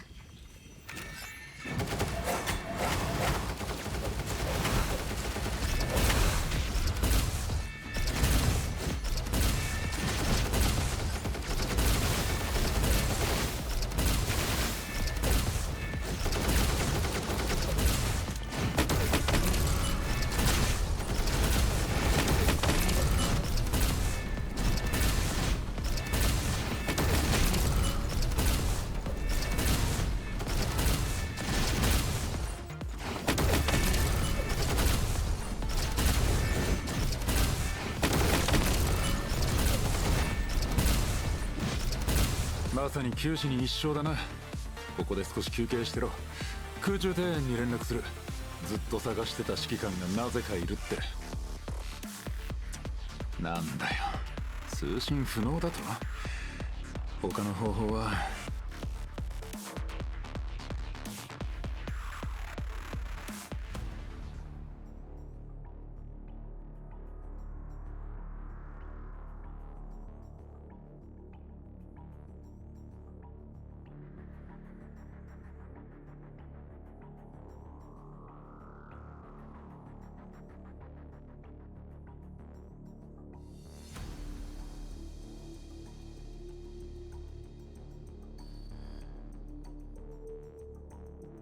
Sorry about that. Check yourself out on my phone.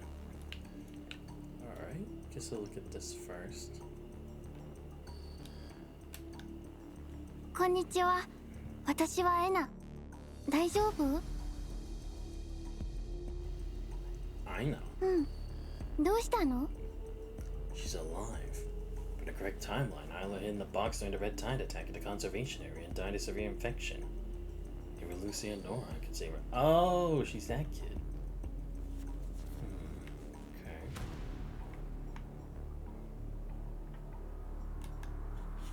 Okay. どうした？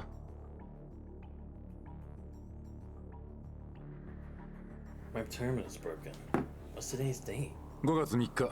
あんたは1ヶ月以上行方不明なんだ。空中庭園の連中がずっと探してたよ。I've gone back in time? え？あんた何言ってんだ？ Never mind that. What's the status of the head of her tower? 少し進めば見えるさ。地球に刺さった赤い刀みたいなやつがな。Is this happening because the tower remained unchanged? What exactly went down here? 何がって？空から腐った柿の実が落ちて赤潮のクレーターができるんだ。あんたが見つかって本当によかった。これでグレイレイブンが動けば大勢助かる。通信まだ復旧しないのか。そうだな。いっそ空中庭園の拠点へ行くか。道中ちょっと危ないけど。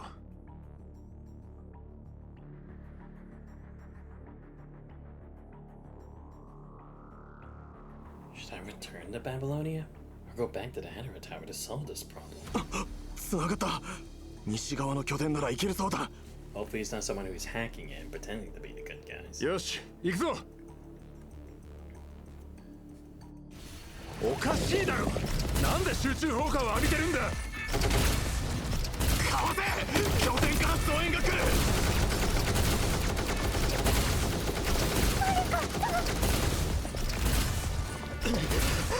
来るな。化け物だらけだ。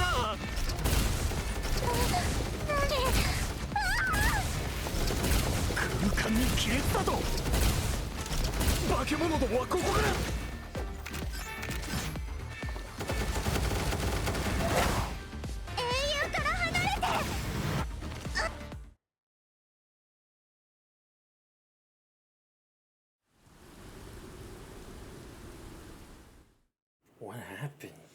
just now. I remember I was... Where am I? 指揮官、大丈夫ですか？気分が悪いなどはありませんか？指揮官。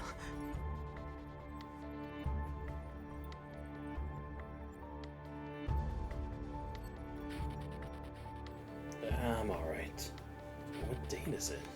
5月3日です。指揮官が行方不明になって1ヶ月以上経っています。ようやくシグナルを探知できたんです。Living through the same day again. え、どういう意味です？あ、そうです。この刀、付近の赤潮で見つかったんです。Sword? I don't have a sword, I have a knife. How did Lucy sword with me? お忘れですか？赤い移住強盗の出現後、ルシアが自衛用にと彼女の刀を渡していました。Alright, she did do that. Where's Lucia? 別のエリアで指揮官を捜索中です。もう連絡しましたからすぐ合流できるはずです。私たちも行きましょう。Might as well see the tutorial. Follow a combo. Tap basic 5 time pause. Tap basic 3. Tap 4. Tap. Ah, boy. Great. Now I'm gonna have to learn new shit. Fuck yeah. I'll figure it out. But cool, I finally get to use this thing. About damn time. What, you guys gonna give me ammo? Come on, man. So 5, 3, 4, 4. Okay. 大したことじゃありません。集中しましょう。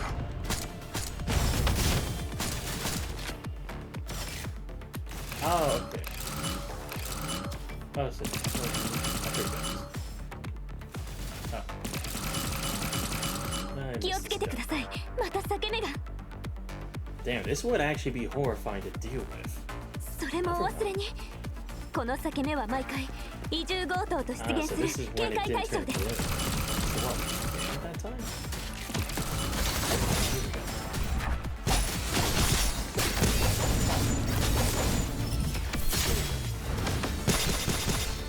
Ooh, foreign office on. That's cool.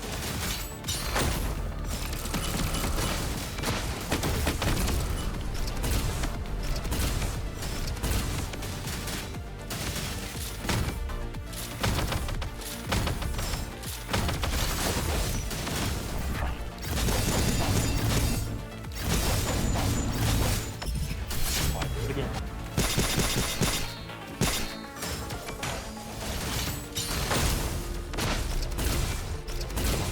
Oh my god, it's gonna be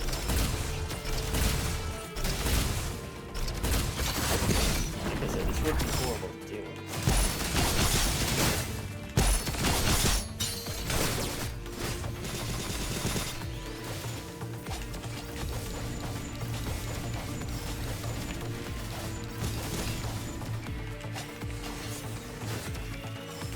Oh my god, this will just never end.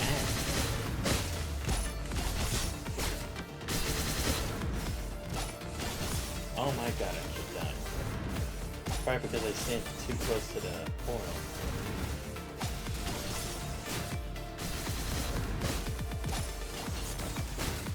Come on. .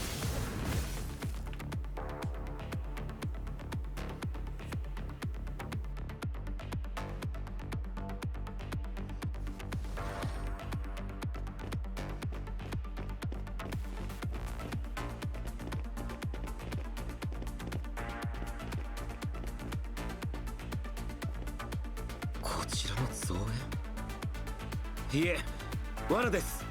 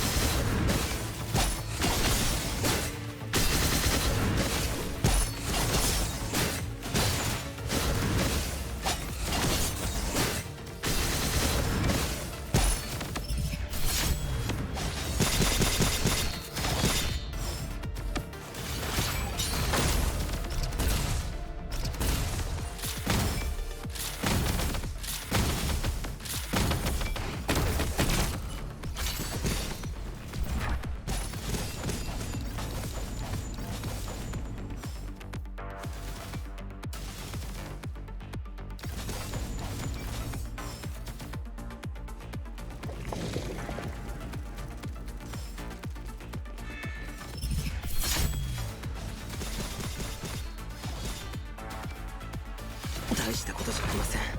集中しましょう。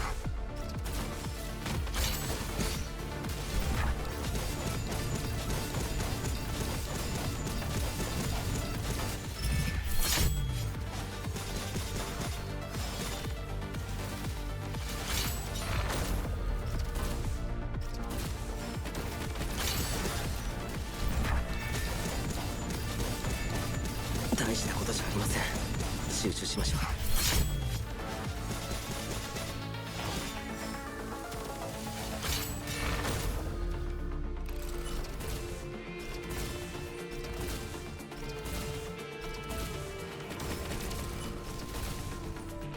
あの蝶は危険です。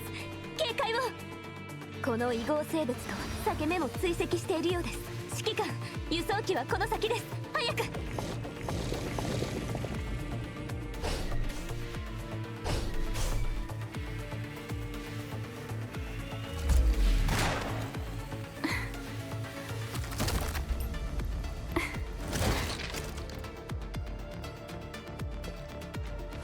彼女が願ったのです。では代わりに一度死んでもらいます。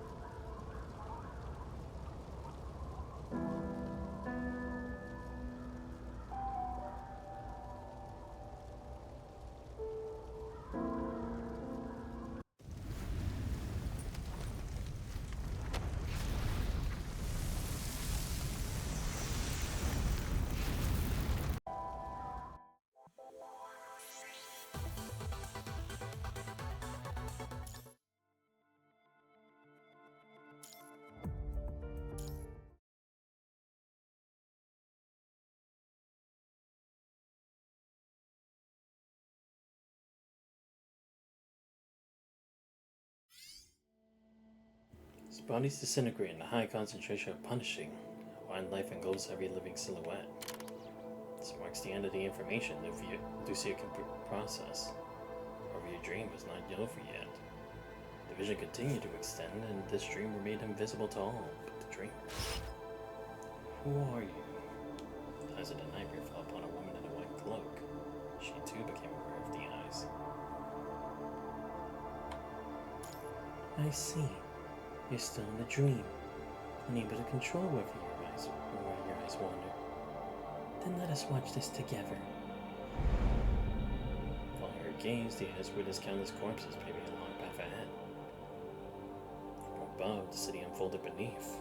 Countless threads raced through the streets. Frantically carrying countless crimson fragments, they plunged to a bottomless pit of despair. Threads, bearing the essence of Earth's life and civilization, converge and weave themselves into the expanding cocoon. This planet, too, is ready to hatch. Words rang with familiarity as if heard somewhere before. No miracles have happened here either. Gaze at the pupa enclosed in a massive cocoon. It was feeding on the corpses, utilizing the threads of information within to reconstruct its form. As it grew, the world gradually lost its shape. Consciousness drifted further away from the ground as it dissolved into nothingness. The form became increasingly indistinct. As gravity waned, all stars ascended, enveloping everything in a denial of liberation or peace for any soul. The ground became unreachable below. A sea of stars still hung overhead, beyond touch. No salvation, no miracles. Everything once alive would be converted into data, becoming part of the cocoon. Looks like this isn't a true ending. The smile raised her lips as she pointed to the crackling cocoon. Someone has escaped. Its purpose is to harvest, to eliminate incorrect civilizations, and bring all their data back to the gate. Of course, what's correct or not is not defined by its test. Defeating it earns the right to cross the gateway. Though everyone can pass through it intact is another matter entirely. Yes, this is its test. Once mastered, it becomes the ticket to the Sea of Stars. People here call it the Chaos Contamination. If a miracle does occur, I'll come to this planet. Let's meet again when that time comes.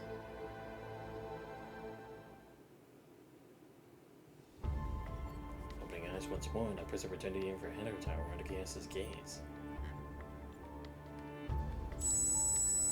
Memories of reality and dreams burn to chaos, under the influence of deaths and time reborn. Human's body files are crucified on a gallows known as May 3rd, being torn apart piece by piece. What exactly is this cycle I've ever experienced? Piercing ring tore through the human skull, merging with a splitting headache as the figure fought to steady the swaying body. Simulation? Reality? Dream? Reality. The reality that is constantly shifting and deteriorating with the collapsing Inverheadera Tower. Is Credo behind all of this? It's Agent Zero. Credo's body and personality are in fact working against her. Her consciousness and sense of self are unstable, so she's deviating towards Agent Zero's persona. What has Veronica been doing in the Inverheadera Tower all this time? The Hedera Tower's core. Can the Agent Zero revert it to its original state? The core. The key.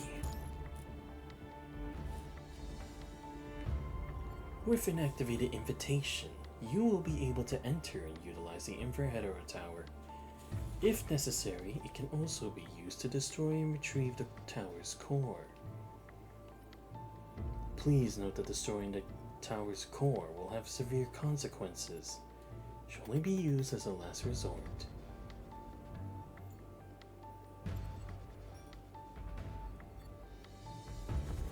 What problems would arise if the Hedera Tower were to lose its core? Things uncontrollable. Both Agent Zero and the Key would lose control of the tower, releasing all the problems. The Inverheadera Tower would no longer invert anything it currently shields. The Red Tide, the rifts. Meanwhile, anyone could enter the tower, with no guarantee of which time they might exit when they leave. Complete chaos. Everything fell apart like that. What was the point of retrieving the core? With all the problems now, if this continues, Agent Zero would cause the same outcome as the core meltdown, or maybe something even worse. So that's why retrieving the core is a last resort. One more thing.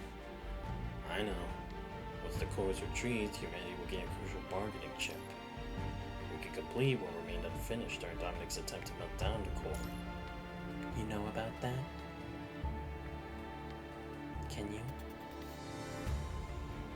I trust Nasimov's abilities. Just I don't know how long it'll take. How many more lives will be claimed by the disaster that ensues. It's like Pandora's box. Which for that last flicker of hope necessitates enduring the catastrophe it unleashes. I don't want to be the idiot that causes the same thing that happened after chapter 29. That happens. All my nightmares will become reality. All three members of Great Raven will leave me. In the end, I'll be left all alone. Just like that inevitable ending. Sidestep this path. To avoid the weight of an impossible choice, only one safe option remained. Delay everything and keep both the Inverheadera Tower and the core safe. Even if the tower's problems remain unresolved, delay would buy time to search for a solution. Is there any way to stop Agent Zero from destroying the Inverheadera Tower? Let me become Agent Zero. Or, if you give me the retrieved core, I can take over Agent Zero's authority. Even though with my consciousness stability, I won't last long, just like Cradle. Is there any other choice? If we had more time to try things out, maybe there could be another way. Chaos. But the human antidote standing here knew that this silence carried the weight of the countless failures and inescapable dead end. futile attempts and use of torment, the Hetero Tower acted as scissors, cutting down those who dared to tamper with time. Perhaps there really was no other way. This treacherous path led to an insurmountable cliff. Only sacrifice could carry them forward. Chaos. What does it feel like to be a hetero creature? The only answer to this question was an even longer silence. Just as Lucia suspected, you turned to the path of sacrifice for the very same reason. To prevent your sacrifice, every single step from here on must be calculated with utmost precision. Don't disappear without letting me know again. She whispers this plea in a soft voice, even knowing she herself will soon break this favor. Next, on down the core may have long become inevitable. If I could bring the retrieved core back to the original era, maybe with everyone's help there could still be a way. Everything she has done wouldn't be in vain. Are they even safe anymore? During the end of the cycle of massacre on May 3rd, the commander already witnessed the deaths of Liv and Lee. Something that happened not even in the future, but in the past. As long as Agent Zero lives, she'll ensure suffering follows you like a haunting shadow, never ceasing until the end. To Agent Zero, once and for all, chaos must take over her role. For an incomplete chaos to become Agent Zero, the core must be destroyed first.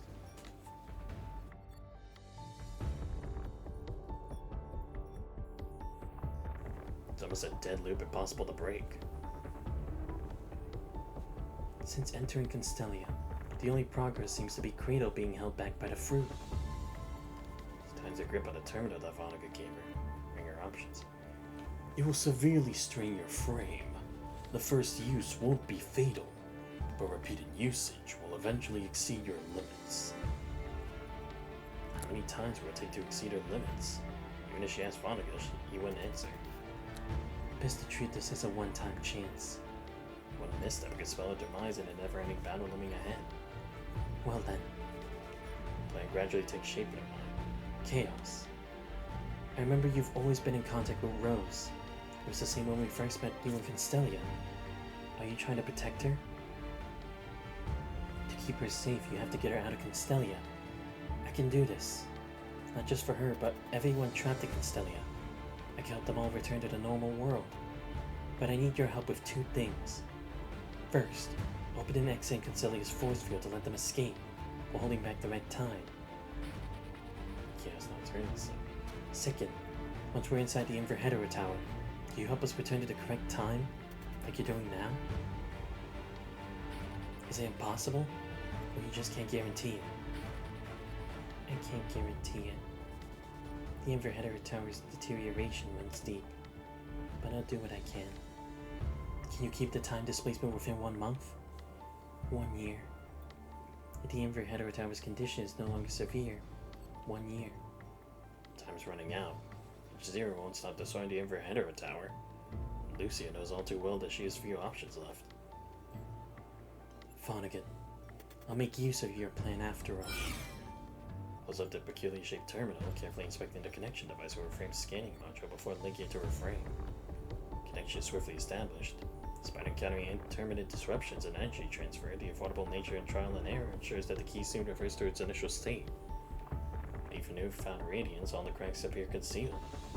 She wonders how long this fragile facade can uphold its guise. Let's race, Commandant. I'll use the method you taught me. Toward death for the same goal. Lucia murmurs the result. Chaos sends a shift in the air, which is Lucia complete the terminal setup step by step. Desire to speak tugging at her, yet she only bows her head eventually. Words caught in her throat. What were you gonna say? Just spit it out. That core. Was it made from the egg that Lamia took? This connected key activates when Hetero Tower's bounds, time begins to flow once more. Just as everything is about to rewind to the beginning, Lucia noticed something peculiar about the thought. I've heard that hetero creatures capable of holding complete conversations all retain relatively intact human consciousness within them. Whose consciousness is inside you? This isn't meant to be an interrogation. Lucia harbors no desire to extract such trivial information. Accepts chaos as silent, begin counting down to the remaining moments in her mind. As the countdown reaches 0, the very moment before everything rewinds, the doll finally speaks in a voice weighted with like a lament. I forgot. All I remember is that my name is Chaos. Until the sun rises.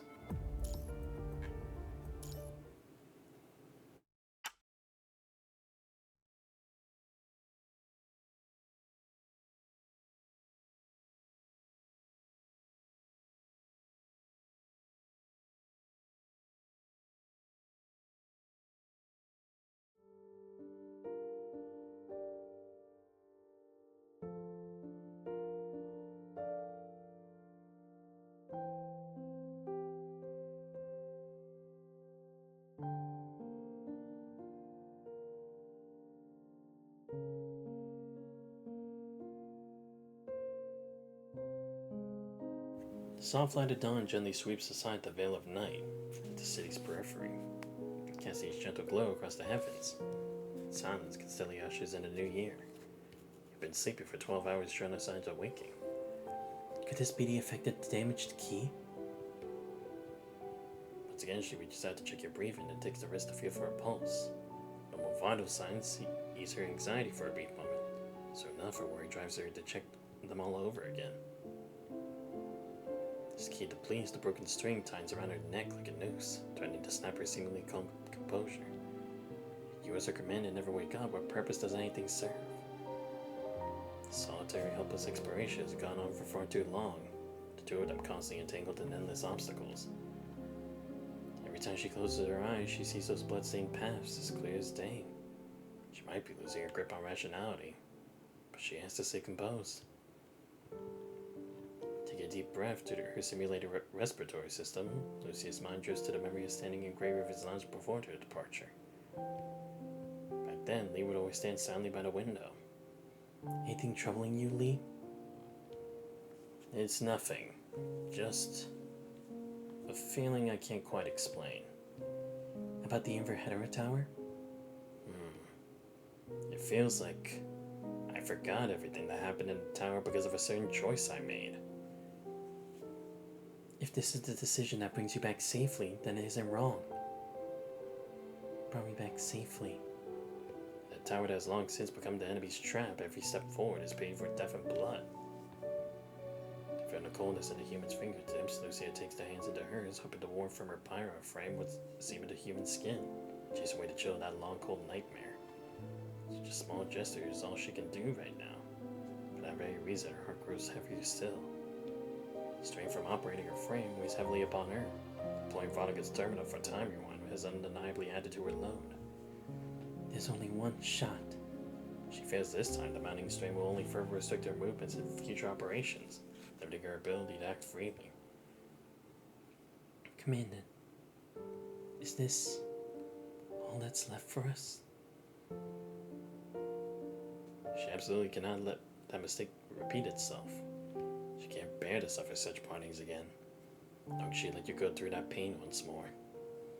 Her heart has long been riddled with scars, patchwork of countless pieces torn apart and stitched back together. Yet when it comes to you and your shared dreams, she refuses to grow numb, turn cold, to accept things as they are. Commandant. The half-closed door creaks as the girl carefully knocks on it. Lucia looks up to see Rose standing there. Come on in.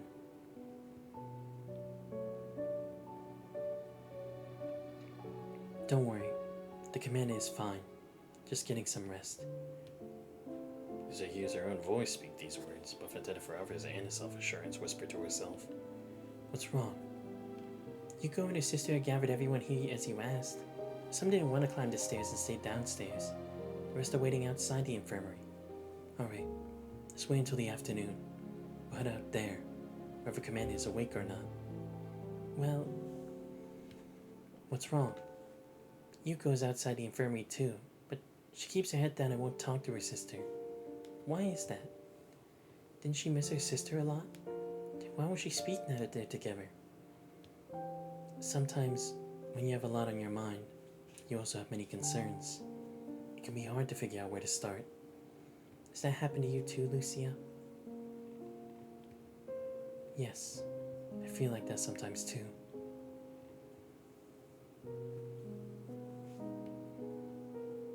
She said if the device gets damaged, the force field will fail immediately. It won't last very long. You set it up yourself?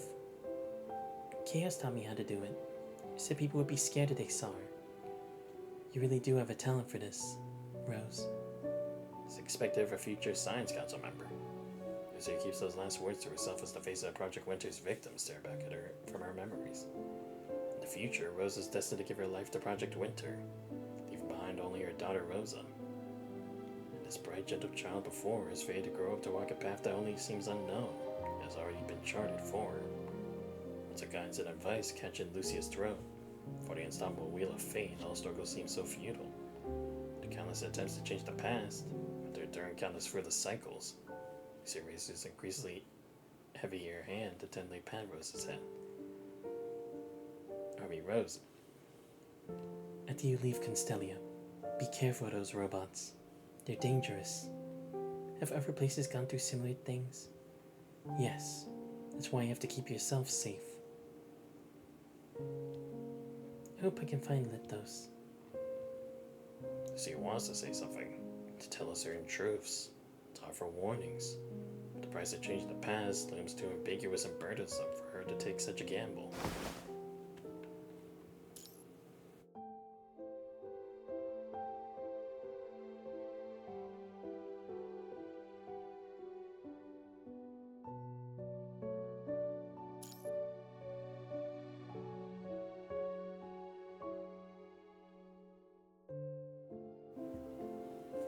Sorry, Commander. Are you alright? Lucy immediately releases her grip, unsure what to do with her hands now. She leaves them suspended awkwardly in the air. Well?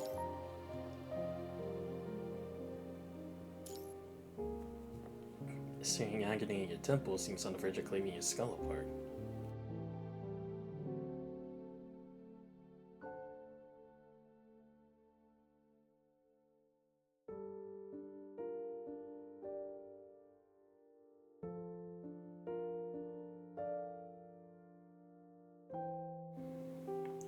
Lucia. What time is it? 8 a.m. on January 1st, 2161. The sun's already out. I slept for almost a day? You struggle to form words as something viscous trickles from your nose, oozing over your cracked lips. A tiny case of blood spreads through your mouth.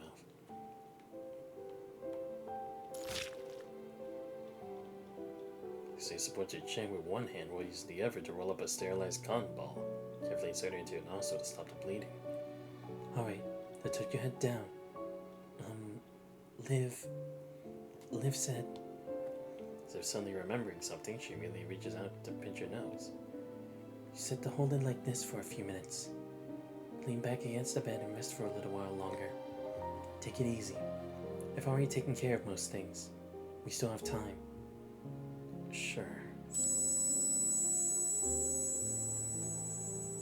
Another wave of headache strikes as the lingering nightmares creep in, flooding your vision with countless twisted, chaotic hallucinations.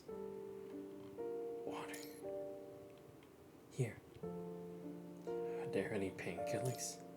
Yes, I found some.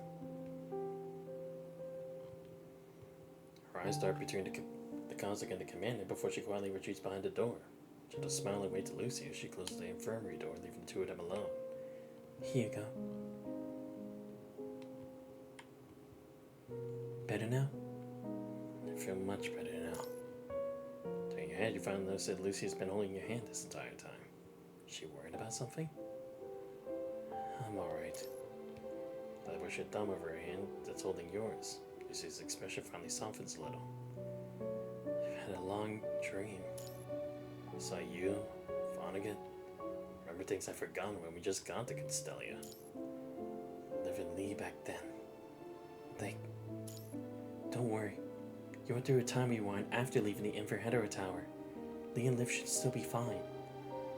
I saw Lee in my dream too. I dreamt about what he went through in the Inverhetera Tower.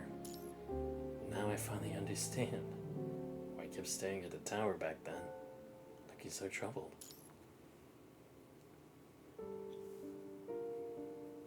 Even though he's forgotten what happened in the tower, I'll remember it for him. Yeah, then, let's go back soon. No one mentions the price of return, nor speaks of their soundly chosen death. What's the status of the key? This is our last chance. Final chance to require sacrificing her and just her alone. She keeps the truth to herself while you start by faint premonition from your dreams, just not to delve further into questions. We must make it back this time, no matter the cost. So she begins to report amid this facade of peace. This time, there's no trace of the red tide at all. The streets are clean. I suspect Agent Zero. Let's just call her Cradle. Memories associated with that name might help disrupt her more. Alright, I suspect that Cradle is under stronger suppression this time than before. She no longer has the power to corrupt the streets. This is our chance. I want to rescue the people trapped here first, especially since there are people we know here, like Chico and Rose. If we don't get them back to their own time, it could severely impact the future. Indeed. Put the purifying force into Hetero Tower? Even though it was just a dream.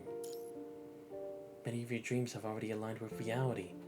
Instead of brushing them off as just dreams, I think they're more like the influence of the Inver Hetero Tower. Just as I once transmitted messages to my other self through the Inver Hetero Tower, we had similar experiences. Though back then none of us understood what he was going through. I think this is also part of why Chaos is so concerned about Rose. Is she worried about how this might affect the future? Yep.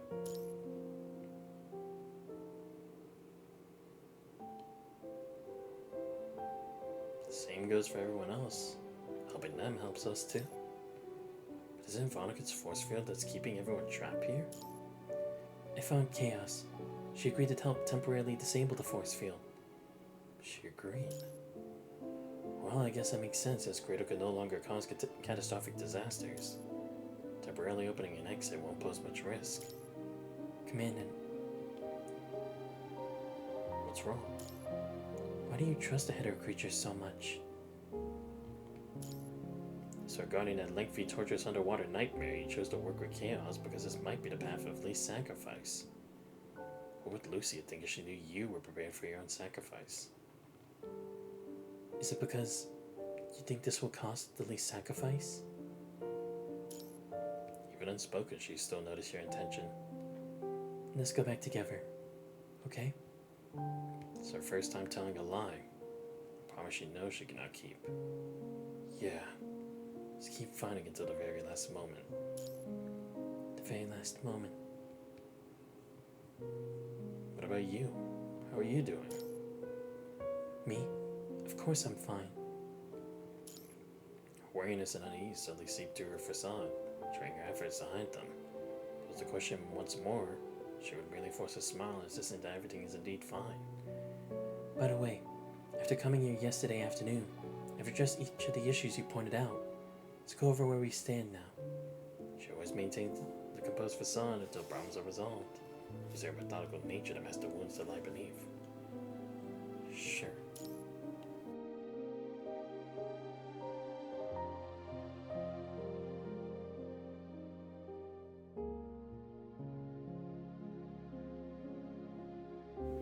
Rose, the mercenaries, and the staff are all fine. I mediated their conflicts for now and had them call back the people exploring the underground parking lot ahead of time. Just like when you convinced Mona, the staff supervisor, last time, managed to persuade her to give me the elevator access card. After that, I reached out to Chico, and together we convinced Yuko as well as Darcy and Barley, who were with her. They've gone to gather the employees hiding in other areas. They should be back by now. However, their conflicts weren't built in a day. And my words alone won't resolve them. For now, we're just working together towards a common goal.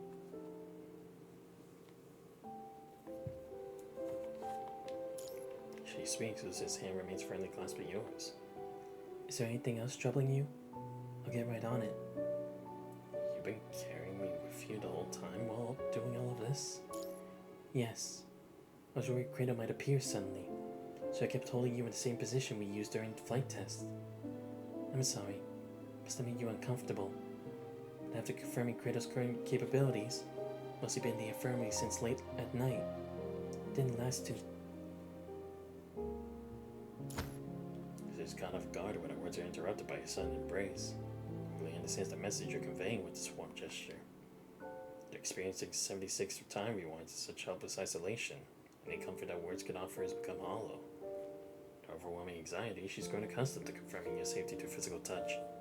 In turn, you've learned to mend your scarred heart the same way. Commandant, I'm fine. Stands up, attempting to show she's unharmed, yet beneath your worried gaze, she lowers herself, enveloping you back in her embrace. Lucia. She responds to her soft murmur and a bitter smile, drawing her face closer until you can feel your own breath reflecting back. Looking through her eyes, those eyes usually full of tenderness and resilience, now shadowed by the sorrow of a setting sun, defying rage against the approaching endless night. Yet her heart, her consciousness, and her resolve remains unbroken by this endless torment and adversity. Still here, bringing everything she has to exist here. Thanks for always staying by my side. That's what I wanted to say. Thank you, Commandant, for always being there for me and always letting me stay by your side. The winter wind seeps through the half-open window of the infirmary. You are very bone-chilling and cold. In the distance, the clamor of crowds echoes in your ears. You are arguing about recent conflicts and plans after departure. Voices tinged with joy and sorrow. It's firm embrace the two of you share the silence here. While prepared for sacrifice, the ever-knowing death was certain from the very beginning. Never speaks of it. Exchange silent glances, offering solace through the shared embrace, as though striving to etch every word unspoken down to each other's souls. Silence just yearns for the beating of a human heart. All the reluctance departed in desperate longing, swallowed down. This shouldn't be the end. Sure. Now, let's go over everything since we started, just in case my memory fails me again. Sure. Let's begin. My frame replacement was completed on March 30th. I entered the tower on October 3rd. During this time period, aside from regular test missions, we noticed that the Red Tide and Heterozone were spreading much faster than before, and their patterns of expansion had become unpredictable. According to the intelligence gathered inside the tower, we speculated that the unpredictable surge of the Red Tide might be caused by the tower. Correct. On October 3rd, we entered the tower to investigate. Our path was constantly hindered by hetero creatures, making both our investigation and attempts to alter the past rather difficult. Vonnegut acted multiple times, attempting to merge you with chaos, and for that purpose, he made you die. Many times. All of it was to ensure Chaos had sufficient consciousness stability to take over Agent Zero's authority, and to suppress Agent Zero's original will.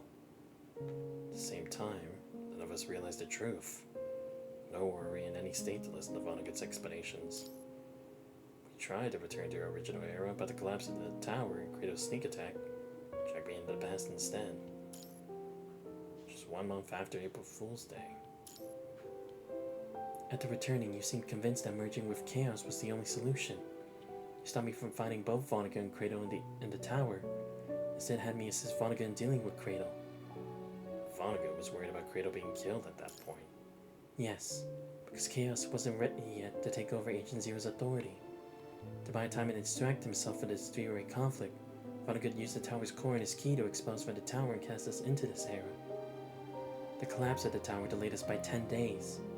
Kratos arrived early and had already made preparations in the city, inciting some civilians to obstruct our way.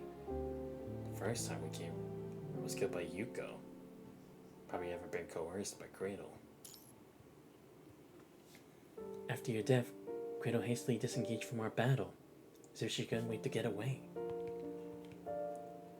After that, the Red Tide began to recede, no longer flooding the entire city. Then I found the existence of the fruit. What exactly is it? Chaos said it's a kind of hetero creature that looks like a heart. Seemed to be something Vonnegut created. For Kratos, it's more like mind fusion, or maybe mind corruption.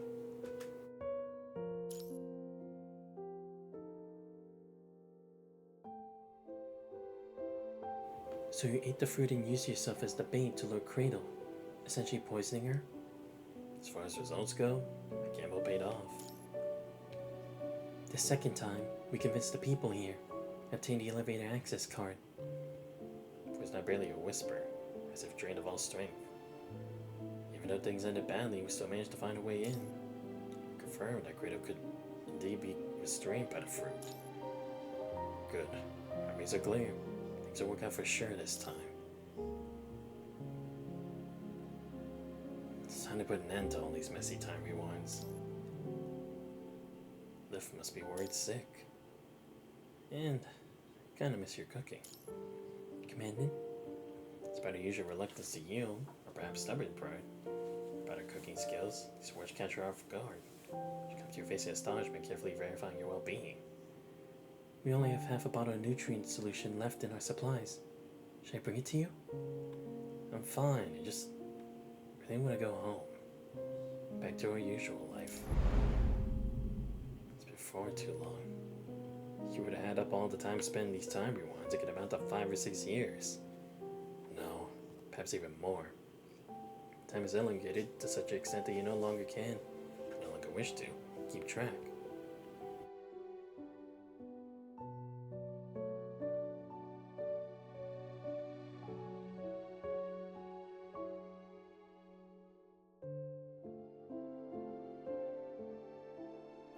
During these grueling explorations, your thoughts sometimes drift to Lee. Did he face the same obstacles when he entered the Inverheader Tower? Did Vonnegut and Agent Zero put up the same kind of resistance?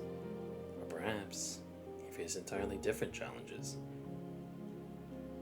Looking at Lucy again, you notice how her expression has grown more somber, whereas your journey edged deep between her brows.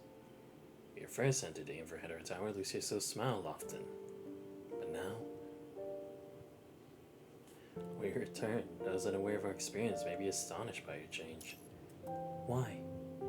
Because your expression, your demeanor, they're different from when we first met. When we first set out. The same goes for you, Commandant. I suppose we can call it growth. It's quite a painful way to grow. You once mentioned that growth is always painful. Fingertips graze her heated skin, warmth seeping into your chilled palm. Tilts her head, gently nuzzing against your hand in response. With a smile, she extends an invitation. Shall we go check on the others? We still have some time before heading out. Alright. Okay, so I was 32% with 3 of this.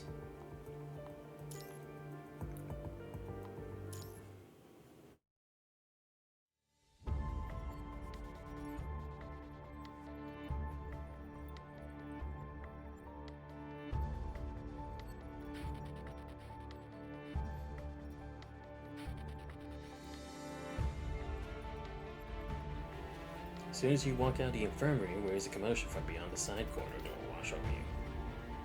Peering through the fire safety window, you see the summoned mercenaries standing in a semicircle. Their gestures betraying fear and tension. Some clutch their weapons close to their chests, scanning the surroundings, as if expecting some great threat to emerge at any moment. Explain yourself! You have to tell us everything! Calm down. She's just a kid. This isn't about her being a child. We all saw that monster.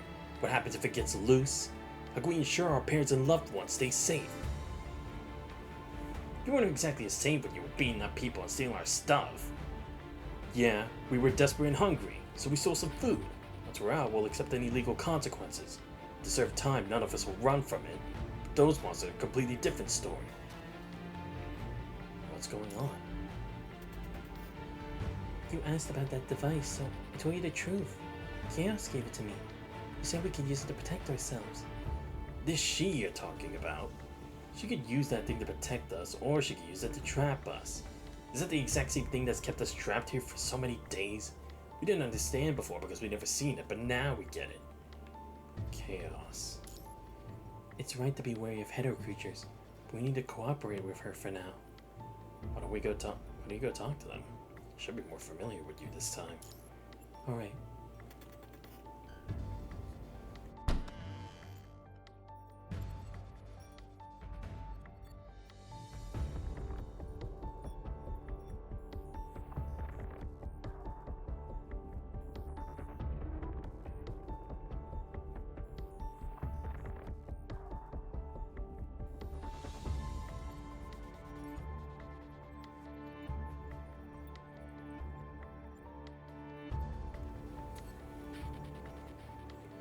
on, Lucia.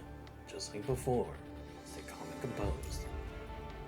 Oh, look who's up. The wimp who had to be carried around yesterday. Stay calm, stay calm. Perfect timing. You said you help everyone escape, but we believed you. That's why we gathered everyone here. But what's the deal with this monster the kid mentioned? It can control those barriers? If it can come and go as it pleases and shut people out whatever it wants, what's stopping it from sealing this place off and doing whatever it wants once we're gone? Don't tell me you two are working together, working with it. No, we're about to address the matters relating to her right now. What? There's another hidden trouble in this city other than chaos. She's the source of all those monsters patrolling the streets. Remember the mechanical riot you mentioned last night? Those header creatures share the same root cause. And the same problem exists beyond Constellia. You'll still encounter such machines once you leave. So it's basically the end of the world out there. No way. You'll see the situation for yourself once you leave. How do you plan to deal with the problem here? By working with that monster? The cooperation is temporary. Even Chaos fears that lurking threat. We'll deal with her, but only after we eliminate the greater danger. This will be dangerous, and you could get caught in the crossfire. That's why I want you to evacuate. There are people out there who need your help more. If Commander and I were scheming something, we could have killed you all right here. If you think I can't handle this alone, feel free to test that theory. People say in the distance, exchanging bewildered glances before bringing hushed whispers. Let's discuss this amongst ourselves.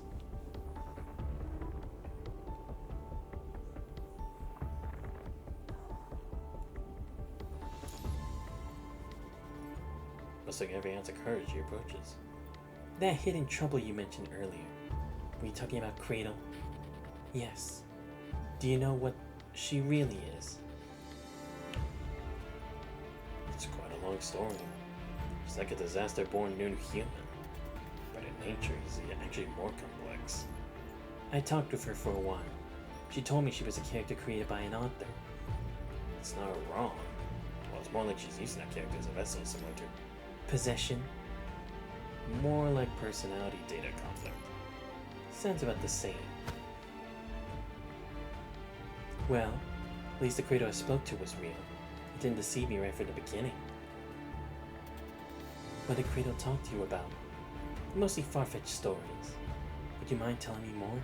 There might be some crucial intelligence in there. Intelligence? Did the story she saw in the Red Tide really count as intel? Oh, something about her creator and their will. Anything else? Apart from those? Well, she says she came from the future. Something about her being. I didn't quite understand that part. Some sort of administrator, I think. She had something to do in that future, but she failed before completing it. She still couldn't figure out exactly why she failed. Right. After you arrived just last night, she came to me and said some weird things. What did she say? She asked if I remembered how many times I had died. If I had ever dreamed of becoming a butterfly. I had no idea what she meant by that. She'd be talking about the tale of the butterfly dream. Maybe she meant something more literal. Did you experience death once at Constellia? There were times in your dreams when your vision followed the butterflies. So you had become one of them. So what is it? She said she came here from the future. She could travel through time. In some future, she had actually killed you. She killed me. But why? Because she killed Chico and you sought revenge. No way. She promised me that if I found my sister, she'd give me a chance to help her. How could she have killed her? And their response that time was, who cares? Who cares? Is it also because of that personality data conflict you mentioned? Yeah. Is there any way to bring back her original self? It might be possible, but I don't know how exactly. She's not completely forgotten of you. She turned your consciousness into one of those butterflies around her and willingly swallowed it. Maybe you mean something special to her. Special? Me? Yeah. She said she would give you a chance to hurt her. What do you mean? I don't understand either. Do you know all of this because you're also from the future, just like her? No. Seriously? She predicted your arrival, described your looks and names in detail, feeling that you were the ones responsible for this disaster. After seeing all those people she killed and hearing how she mocked me, I just can't trust her anymore. That's why I chose to trust you instead. Don't lie to me, okay? Well, that's indeed the case. Just as I thought. So time travel really does exist. Tell me what's gonna happen. Was she right? Will everyone really get caught in a calamity that never ends? Yeah. What about me? Kratos mentioned that in your future you're familiar with my sister. Do you know me? Didn't Kratos tell you anything about your own future? She did. That's why I want to hear from you again. Bianca once mentioned that Chico had a younger sister in the support force, but she fell in battle during a mission. And then, how did I die? Did I cause trouble for Chico? Her sister was injured and corrupted before running into an Ascendant. When Chico saw her sister still calling out for help, she couldn't bring herself to strike her down, instead to try to save her. That's a reasonable judgment of the situation. But she still turned into a corrupted. Under the Ascendant's control, she detonated the device at the bottom of the building, calling out 14 constructs who were conducting an investigation there. Chico survived, but was gravely wounded in the process. She originally had the potential to use a specialized frame, but at the explosion, her mind was severely damaged. She lost that qualification forever. Oh, I see. Because I keep wondering, right? Because it's like Bianca always had multiple, or was able to get multiple forms over the course of the game. And it's like, sure, you could say she was killed off early, but it's like at the same time, I feel like it should have been more than that. Here, Alan Walker, too. Thank you for the follow, much appreciated. Even so, when she merged with the hetero creature, she managed to retain a fragment of herself, preventing that massive body from going berserk. Bianca's hand paused briefly as she saw her through the mission report. She never let go of her regret, even though she knew her sister couldn't possibly survive after falling into the Ascendant's hands, so couldn't bring herself to end it. To make someone give up before they fought till their last breath, that'd be too cruel. I'm sure that's what Commander would say. But for most people, the ability to fight until the very end is a privilege, reserved for heroes only. Though even as I say this, if I were faced with making that same choice about someone important to me, I'd probably hesitate for that crucial moment too. Can you tell me? Right, because in the end, Chico was trying to like say that same thing to Bianca before. That's what Bianca had reflected on in her memories when she was caught up in the punishing while in the stigmata frame. You fell during a rescue mission in the support force. Before that, you would save many lives. After you were gone, even the captain of the support force would still speak of you. You haven't answered my question. Did I get many people killed by working with the wrong side? Just like now. No one could have controlled their fate in that situation. It was an accident. No intentional harm. In the future, you'll meet many people whose lives you'll save. Don't blame yourself for something beyond your control. As he speaks these words, her brow remains tightly furrowed. Through countless cycles of death, she's witnessed the pain Yuko brought. Even understanding the circumstances and inner turmoil behind those actions, the wounds torn to her heart run too deep to simply absolve with a smile.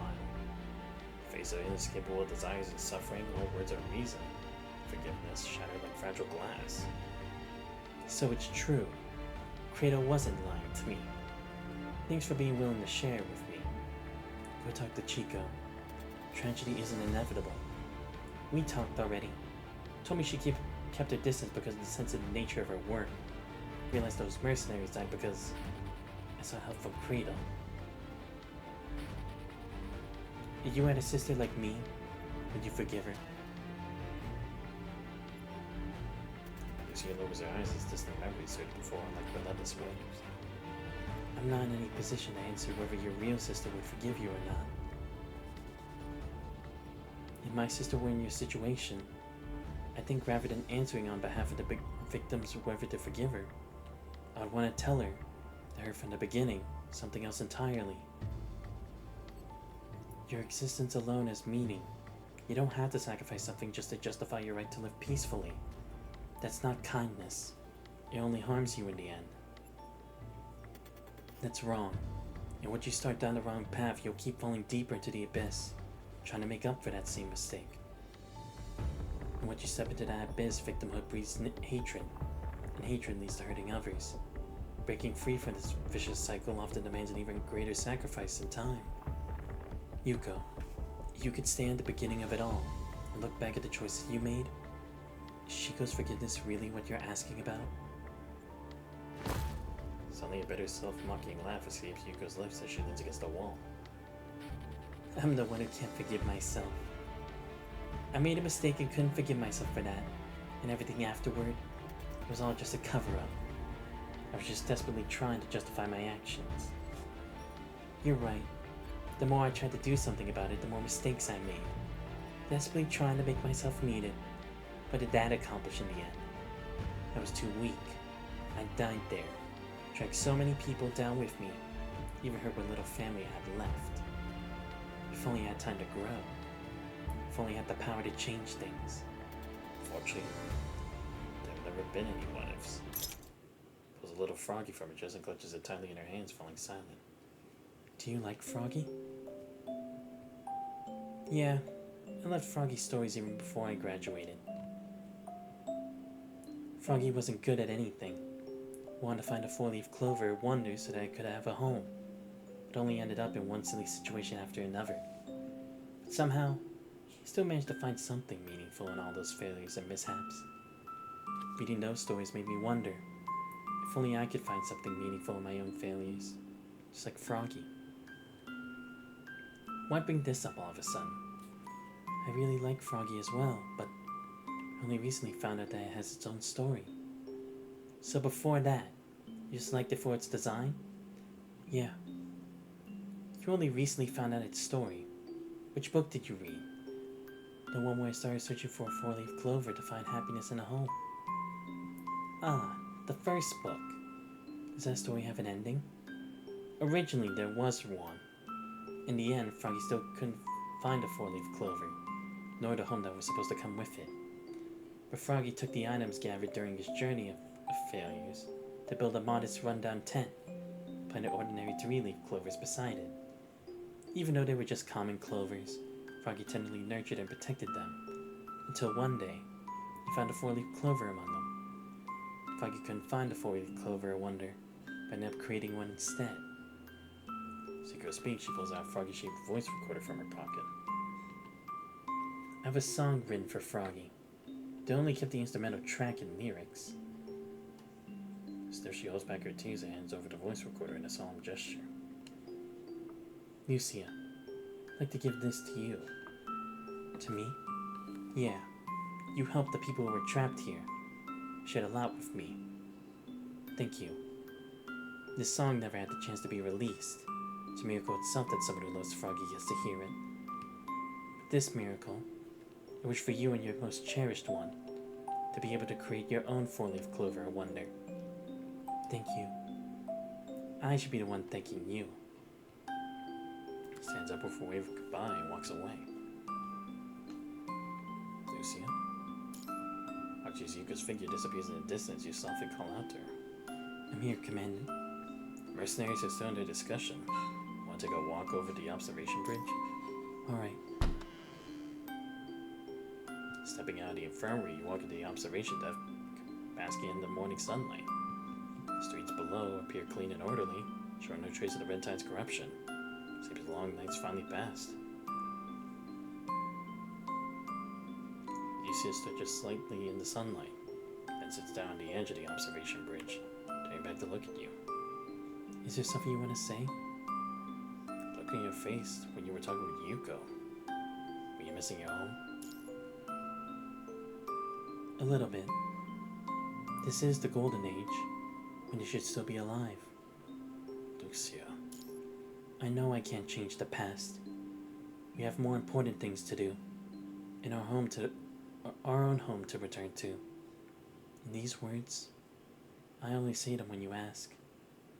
Squints her eyes in the breeze, gaze drifting far into the distance.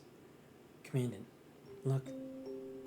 At the end of the leftmost street, there's an exit. It's the highest point around here, also quite far from the underground parking lot. Once everyone's gathered, we'll have them evacuate from there. Even if Kratos deploys the Red Tide, it'll still take some time to reach that location. A smile, Lucia outlines the next steps of the plan. As we move out, we take the vanguard position. The mercenaries covering the rear, keep the employees protected in the middle. Commandant, can you provide range support for those in the rear? Just please stay within my sight. No problem. It's indeed safer this way. From here on, it's gonna be one battle after another. Yeah, can I guard down till we're home? You hiding something from me? Why do you say so? Just a feeling, I guess. It's nothing. Just some uncertainties. There's no point discussing them now. We'll only know once we're inside the Inverhedera Tower. In the end, she chooses to keep her thoughts to herself. So standing beside her, you also remain silent about the plans for when you enter the Inverhedera Tower. After sunlight breaks through thin clouds and with the force fields, enveloping Constellia, you can see a radiant golden hue over the city. Reaches out as if to grasp something in the wind before it, and lets out a soft sigh as its intangible nature. Time to go home, Commandant. It's time for you to go home. Let's go home together. Countless times before, you reach out to Lucia, and she responds with a smile, taking your hand in hers. Sure.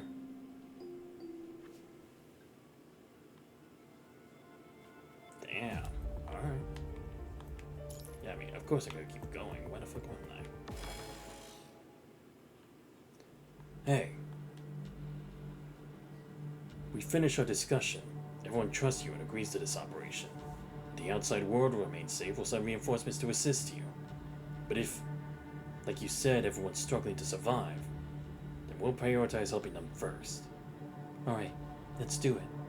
Right then. We'll leave the big trouble here in your hands. Things get out of control. Don't hesitate to call for backup. Yes, sir. It will be. Let's go. Most of them are already waiting on the second floor. Alright. Commandant? Yeah, it's time.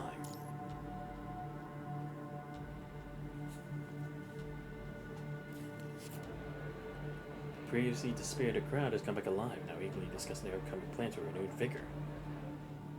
As the construct step into view, the crowd falls silent in unison. Apart from the crowd at the far edge of stands Chaos, fixing her keys directly on you.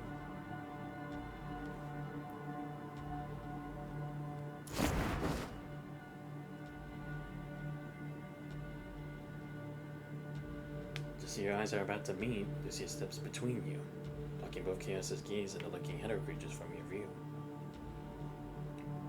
The very same step places Lucia right beside you as both of you now stand together before everyone. Folks, form up behind me in the position we planned. The hetero creatures are currently in the first floor lobby. Once the force field barriers down, they'll rush right at us. I'll take point. Will you handle any stragglers? Avoid their fluid splashes at all costs. Even a single drop will cause an unstoppable infection that could lead to amputation. Once you're out, stay away from all machines and regroup with other humans. That's your only chance of survival. That's all. Any questions? We're good. Let's move out. Rose, disable the force field.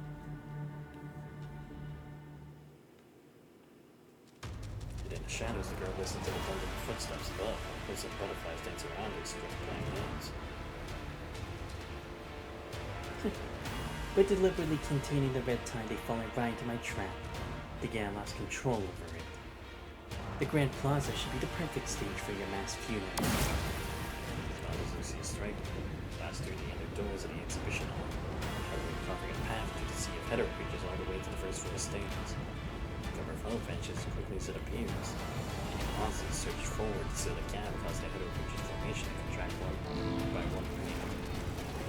To the carnage and scattered crimson, Lucia at the vanguard pieces through the chaos with her gaze fixed on the girl looking in the shadows. It's time to end this cradle. As the things burst forward, the radiance instantly dispersing the surrounding glow.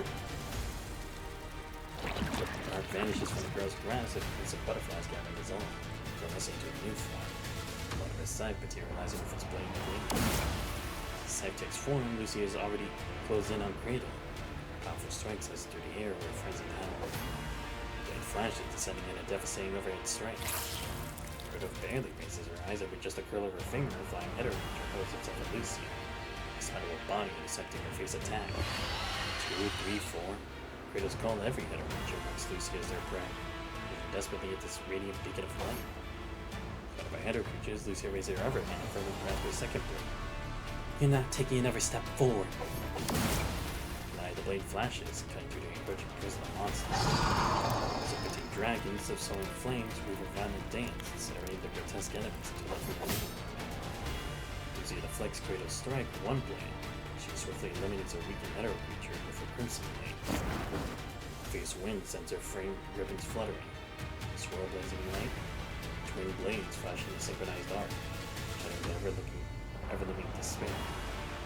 Diamond radiance gleams brighter than celestial dome above. Its countless luminous facets reflecting interweaving. Within its brilliance, Lucia stands out like a sun, casts light upon all in her path. No matter where you run, I will stop you. What's the point of this? Chico, cover them while they evacuate. Copy that. Yuko also leaves the hiding spot, trying to ground's escape. Lucia has drawn away most of the enemies that will stragglers still look at the edges, as fixed on the crowd. As the mercenaries form a protective circle around the employees, herself included, their gunfire keeping the stray header creatures at bay, without sending drift back to Credo. If only she had discovered the truth sooner, she would have never let Credo help them fight off those mercenaries. They would still be alive. If you still hate me after this, I shall give you a chance to hurt me. She ate Credo. If she saw Chico being killed, she surely would. Down the middle of the crowd, Yuko watches Chico as she maintains suppressing fire against the remaining monsters alongside of her mercenaries. In the end, she's still the one being protected. She thought things were different. She didn't work with Credo. Maybe she could secretly offer food and protection to everyone. Only now does she realize the folly of her actions. She was still just relying on others. At that moment, the ground suddenly trembles with a thunderous roar like a beast awakening from its long slumber. Loud and shaky, scattering the evacuating crowd. Fuck! An earthquake now of all times? Watch out, the ground's cracking. The attack breaks forth from the ground's fissures, surging out into the instant. The creatures emerge from all directions, shaking off the time from their bodies before charging forward with savage momentum. Those at the back of the group cry out in terror, screams mixing with desperate footsteps as they ran for their lives, afraid of being consumed by the remnants of time. Move forward. Watch your step. We'll cover you. As the sharp report of mercenaries' gunfire, enemies fall one after another, momentarily quelled the panic in the crowd's heart. The battle's horn call. Mercenaries fire in unison, holding back the air creature's onslaught. Stragglers leap across fissures one by one as the red tide surges madly behind them. No one is confronted, his face contorted with pure terror. Behind him, the creature gives relentless chase as the ground trembles once more, turning up the time its way. The chaos, the employee who's been hiding in the middle of the crowd suddenly buckles on his knees and collapses, reaching forward with desperate hands. The creature's breathing down his neck, Chico grips her gun with one hand. Amid the monster's roar, he uses her elbow to pull the fallen person up before giving him a firm push forward. Keep running. Don't look back. As the words ring out, the mercenary captain fires several rapid shots. Now the header creature for Chico. Watch your flanks, too. The range of the spine, Chico catches her breath and resumes directing the evacuation group. As the crowd gradually shifts from chaos to order, Chico takes her position behind Hugo, setting guard the group's flank. Chico's group can focus on the broader situation until now turns to her sister. Where's your gun? Still with me, but there's only one bullet left. Got any more for me? Forget it. You've never been trained to use a gun. Take this. We'll make it out together. Chico falls in silence once more, focus back on guard on the flank. As he insists his reluctance to speak, Hugo discerns the word she wishes to utter.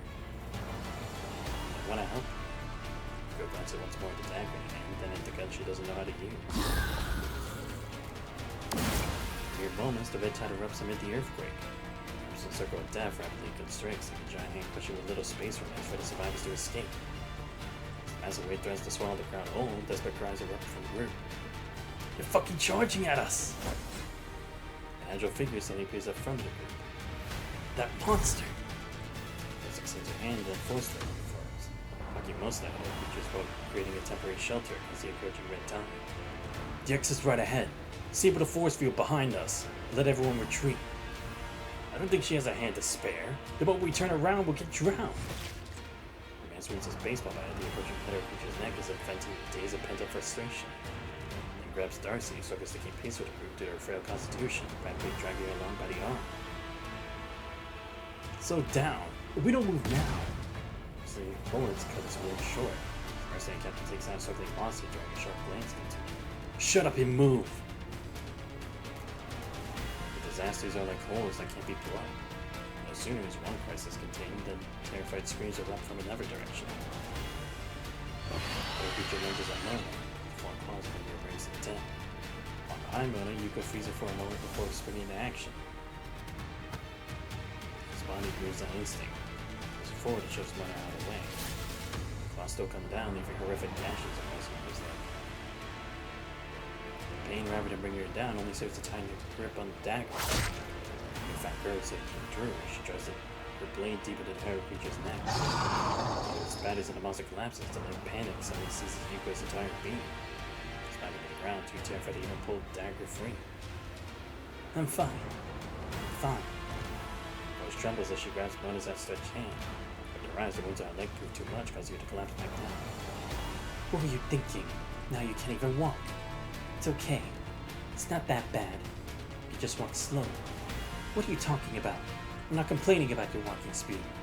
I know, but I'm just glad you're safe. After all, you're the one who found a job here and brought me along. I say this my way of saying thank you. That's outside, saying no more words. As you go again, her falling strength pulls you go in front of the ground. I'll help you. We walk together. Thank you, but you should go ahead. I'll only slow you down with my pace. When she reunites with the group, the ground finally shakes again. But then surges forward, separating Yuko from everyone else. Don't worry. Wait for Lucia to help take me over. You won't go ahead. It's a choice to make. There's no right to it. As Yuko limps up the stairs and turns to join the moving crowd.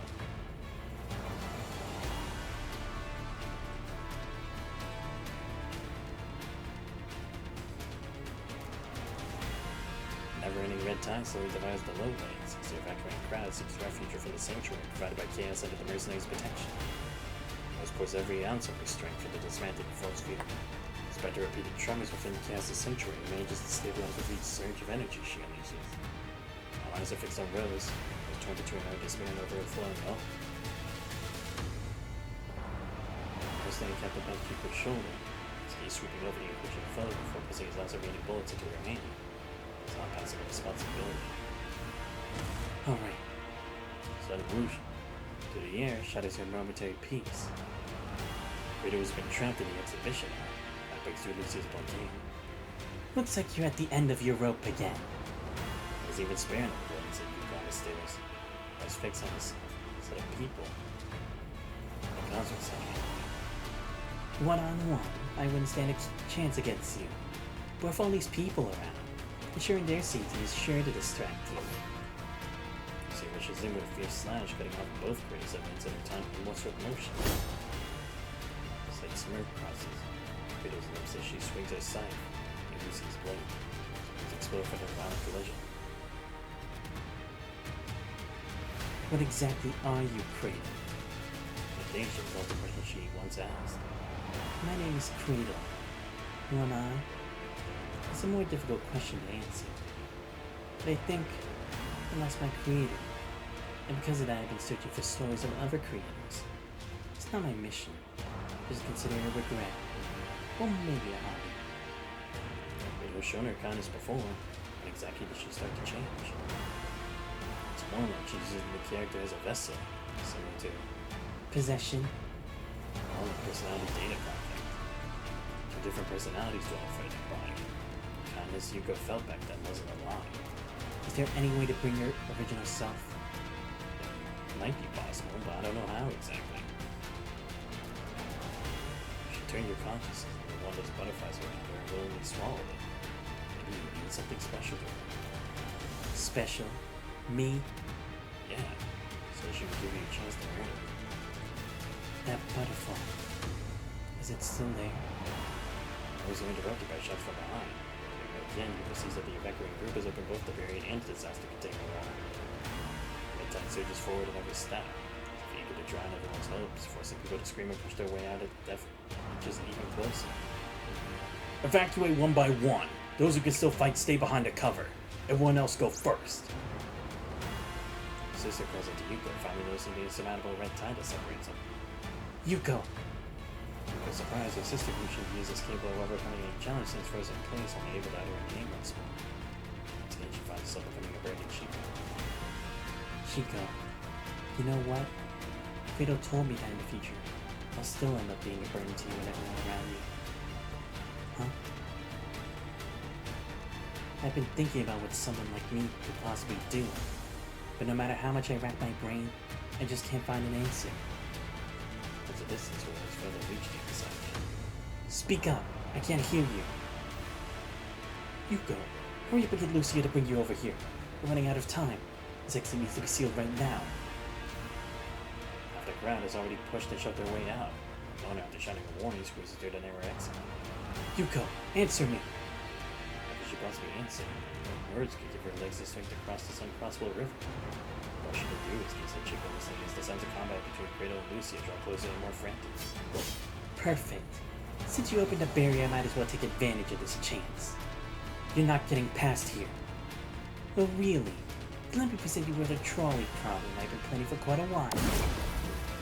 As Credo's laughed at the multiple red tide and hetero creatures suddenly burst forward from the other commanders providing support behind Lucia. Stop me, or stop those hetero creatures. If you choose me, my little soldiers might just run wild everywhere.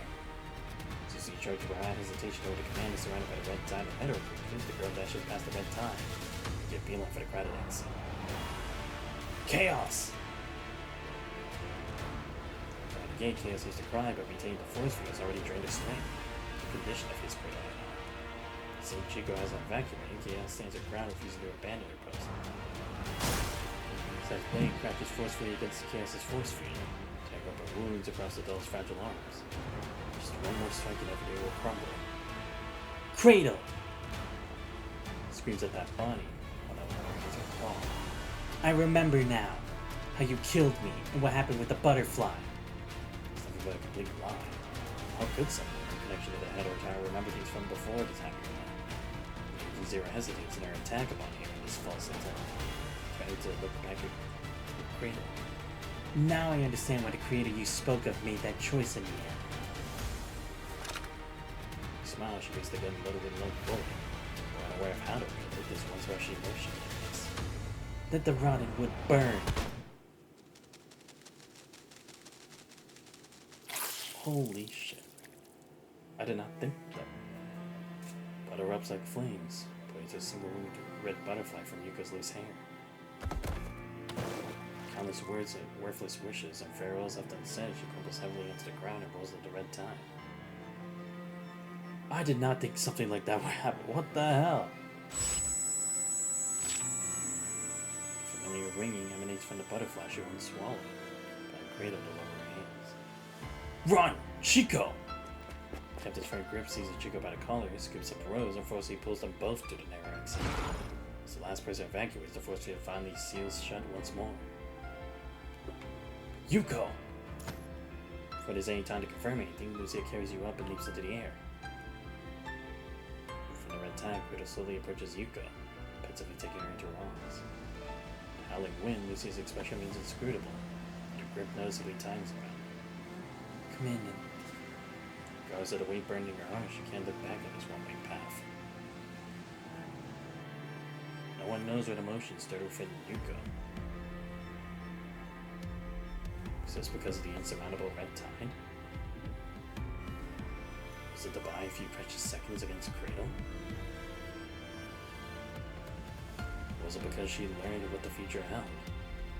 Perhaps she fell under despair about her own life. Was it truly the right decision to tell Yuko about the future? Just one glimpse into the changed future. Survivors would affirm without hesitation. Yes, death was the right choice. And who survived that incident? Chico's mind would not be damaged trying to save her. The distant future, when Chikota's a Copperfield aquarium, her head of her humanoid form will be able to process more intricate data thanks to her intact mind. The world will mark this as a turning point, guiding humanity to a more stable and prosperous future. Until one day, they can safely venture into the cosmos. How much more rotten wood must we burn? How many more heroes must die with regrets? How many more righteous deaths must we endure before we can build a canal of wounds leading to the sea of stars? Oh, now I get the battle. Seriously? No, don't skip the stage.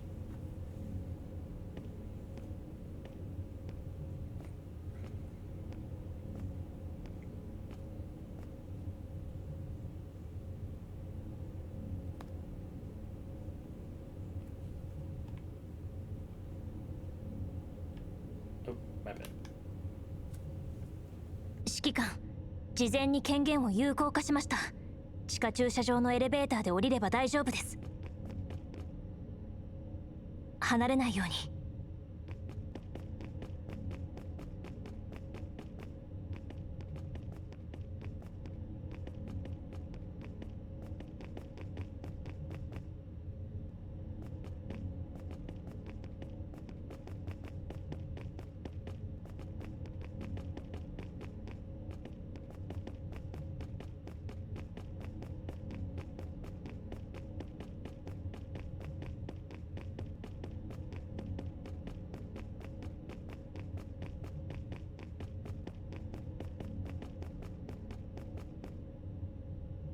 こんなことまで。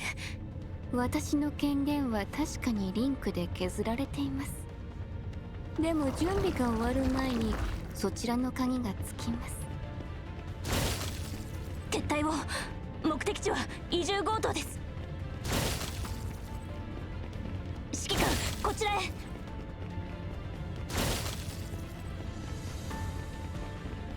舞踏会の続きを始めましょう。私の目の届く範囲に。指揮官、指揮官を離せ。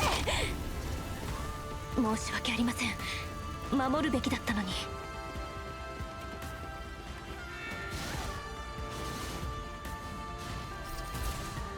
道が阻まれた。このままでは。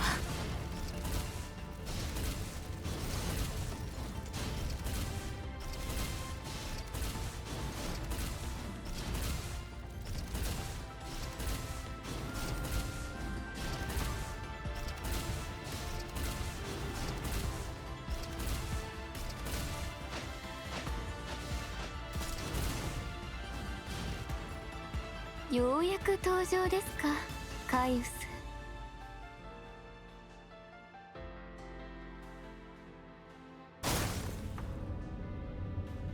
指揮官、こちらです。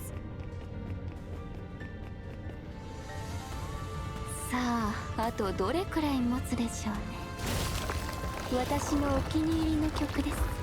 ご清聴ください。異合生物を。そちらの計画には時期尚早でしたね。あと10回ほど干渉すれば私にも対抗策がなかったかもしれません。こ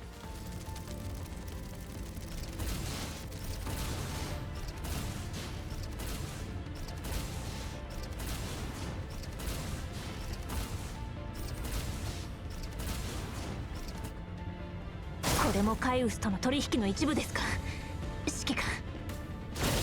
まだチャンスはあります。あと少し。物語の結末で瀕死の英雄は巣穴に逃げるも狼を撃退する力はもうない。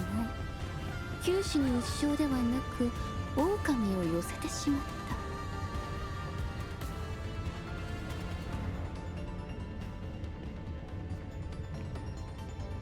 臨時パスワードの入力を。前回と同じ数字です。援護します。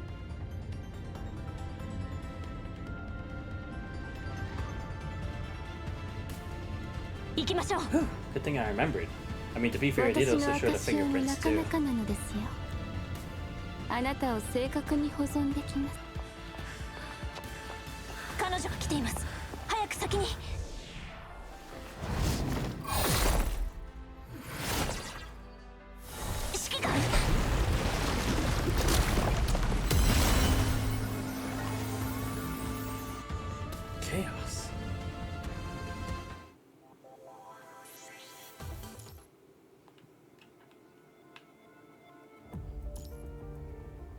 search for tomorrow. Taking advantage of Kratos' momentary pause, you step once again into the nightmare-shrouded elevator. No sooner do you enter the hidden floor that the red tide surges through the shadowy tunnel alongside its master. Even with the sharp decline ahead of which is Kratos born from both the red tide and the tower remain nearly invincible. Watch as the two figures struggle in the tunnel from the shadows, Chaos suppresses the urge to step in and help them. You're growing weaker. Under no circumstances should you engage Agent Zero once more in your current state. They move his gamble with her life. That's exercise caution. You know what? I never felt such joy before. That key of yours is useless now, isn't it? Among the three of you, taking out just one would be enough to crush Vonnegut's plan. Once I lose the key, it will be difficult to keep Agent Zero away from the core. I won't be able to force her on the Inverheader entirely like before. This isn't just about her life. Vonnegut's plan falls apart, everyone will have to pay the price. If your remaining Ether creatures charge at Lucy in unison, and her tunnel there's nowhere to dodge. Specific hesitation that combined force sense her immediately. Not for a thruster studying her just in time, she would have been crashed straight into the red tide beside her. It will severely strain your frame. The first use will be fatal. Repeated usage will eventually exceed your limits. Chaos clearly understands what Vonnegut left unsaid. One more use of his gift means stepping right into the abyss. Now, who should I eat first? Lucia? I never got the chance to finish you off completely. The terrain here works against you. Such a rare opportunity. You'll do nicely. Creature spikes erupts from the ground, demon's claws rising from the abyss to track their airborne prey back to Earth. Bunch of crystals expel through an intersecting trap, instantly binding Lucy's shorts with her grip. Crystals contract and compress, shoving the counter Grey Raven until every possible movement seal. Bring it on! Lucia! In the shadows, Chaos punches both fists. Do you know why I chose clones to make the key?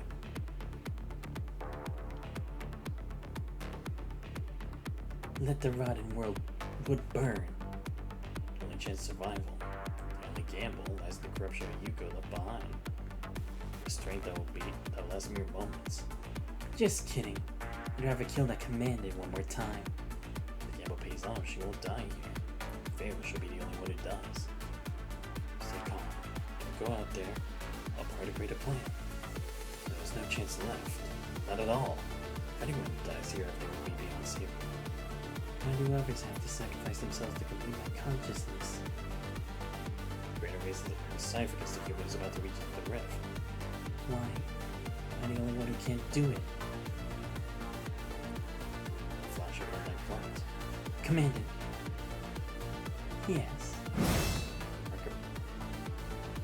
Phosphorescent blue takes the face assault, suddenly they strike forth bit by bit. Always a force field ahead. A tremendous countless wounds appear across her forearms. Watch out! You see a final shot as the punching crystals are pressing her and dashes over. Sounds nice. The girl swings her scythe upward. It's an arc of light blocking Lucy's path and its true target's chaos as we prepare the attack.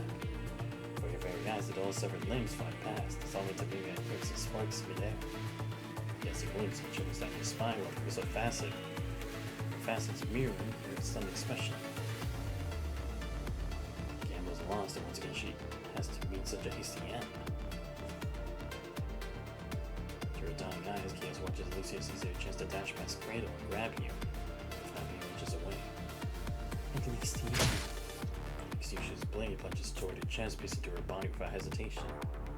He speaks in a smile, trying to shift her gaze toward the rift, hoping to confirm with her dying breath that you've safely returned to the tower. He sees no one there.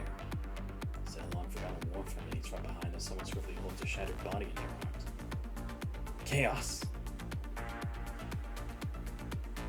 In her daze, brilliant white light blooms in Chaos' blurred vision. His Kratos' voice filled with displeasure and then, let's go! And instead, the rift swallows all three of them in the darkness.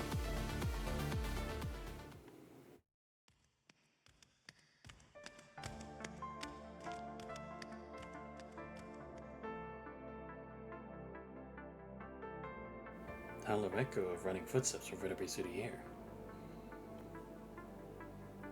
The Cradle no longer pursues them. Chaos lies grievously wounded in your arms.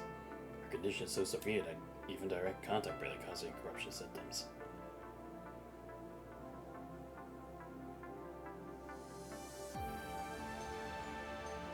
And the fading of the shattered form, not only does Chaos' life wane, the entire Inverhedra Tower crumbles along with it.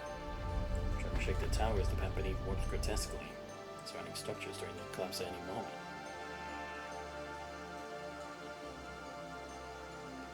Lucia leaps to your side, shattering a protruding crystal brick. Any progress? She's still alive. Trump she said along the way overpowered Kratos' attacks. It's because of Yuko. We have to find Vonnegut first. He's the only one who can save Chaos. Understood. I'll use the flight mode. Hold on tight to me, Commandant. Alright. You down Chaos in your arms, her body resembles a shattered porcelain doll with a large piece missing. As if sensitive to weakening connection that restrains Cradle, kindred Hedra creatures no longer held back begin emerging from both sides. Hang in there. You have to make it.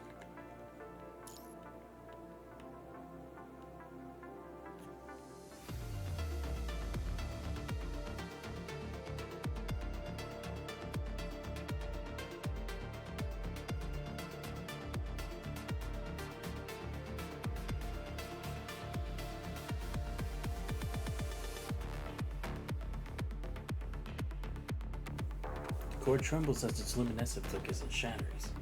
One of its brow furrows as he places Chaos within a cluster of crystals. Kratos are like swelling clothes. No matter how many times he calls out Chaos' name, she remains unresponsive. Any progress? Before he can answer, a hurried footsteps echo from behind. And you turn around to face the young girl who has once again appeared. We meet again, Mr. Vonnegut. Perhaps I should call you by a different name. What would you prefer? Professor Trout, number 7, or Nemo? You have recovered your memories, Agent Zero. Oh no, I see. So he was Nemo, then he ended up becoming a... Then he was a Professor Trout. Not funny, okay. So I was like, wait, how would that work? But it's like, yeah, he could have just became Trout and abandoned his name Nemo at that point. Indeed. All thanks to the memories you left to Chaos. But you still haven't answered my question. Well, all that is irrelevant now. With the key gone, you're at a loss. My child will soon be back in my arms. Why don't you drop your force field? Let me have a taste of the memories amassed by a lone man like yourself in your pitiful attempt to stay alive. Wouldn't it be much better to be remembered and harvested by me, rather than fade into complete oblivion? You're always so rude. In that case, don't say I didn't warn you. Kratos takes a step forward and all the Hedra creatures surface at once. Countless fissures spread from beneath Kratos' feet. Menacing crimson light erupts through the smoldering ground. Crimson blast shatters across or against the blue barrier, leaves every crack like viscous mud. Surrounded by a tidal wave of enemies, Kratos channels with both hands, forcing the crimson power to tear a collapsing breach in the agent's steadfast shield. Lucia. Roger. Decisive beam of white light plunges into an enemy swarm from above. A sheer circular storm. By its cetacean, she delivers an aerial slash, shattering the harp into the girl's hands. This open terrain certainly works to your advantage. Critical cloaks without any imitation. These piercing past Lucia endure all the obstacles to fix upon the human command and protecting Chaos. Remember, in case finds its target, Vonnegut instantly appears before you. His hand to block her piercing stare. Vonnegut! You've refined a way to wake Chaos up, and prepare to merge with her. We have no means to expel Agent Zero from the tower, to turn to an endless war of attrition here. Tell your consort to cooperate. Given the situation, she doesn't need me to tell her. Do you really think you can stop me without the key? A blade of golden light cuts through the air as Vonnegut strikes silences Kratos mid-sentence. In the air, when Lucia lined perfectly in diagonal formation, the white and golden lights intertwining as they target Kratos from the enemy second floor. Hovering in stillness, they hold their breath as the Hedra rays continue to search dramatically. In a flash, twin blades streaks tear through the air.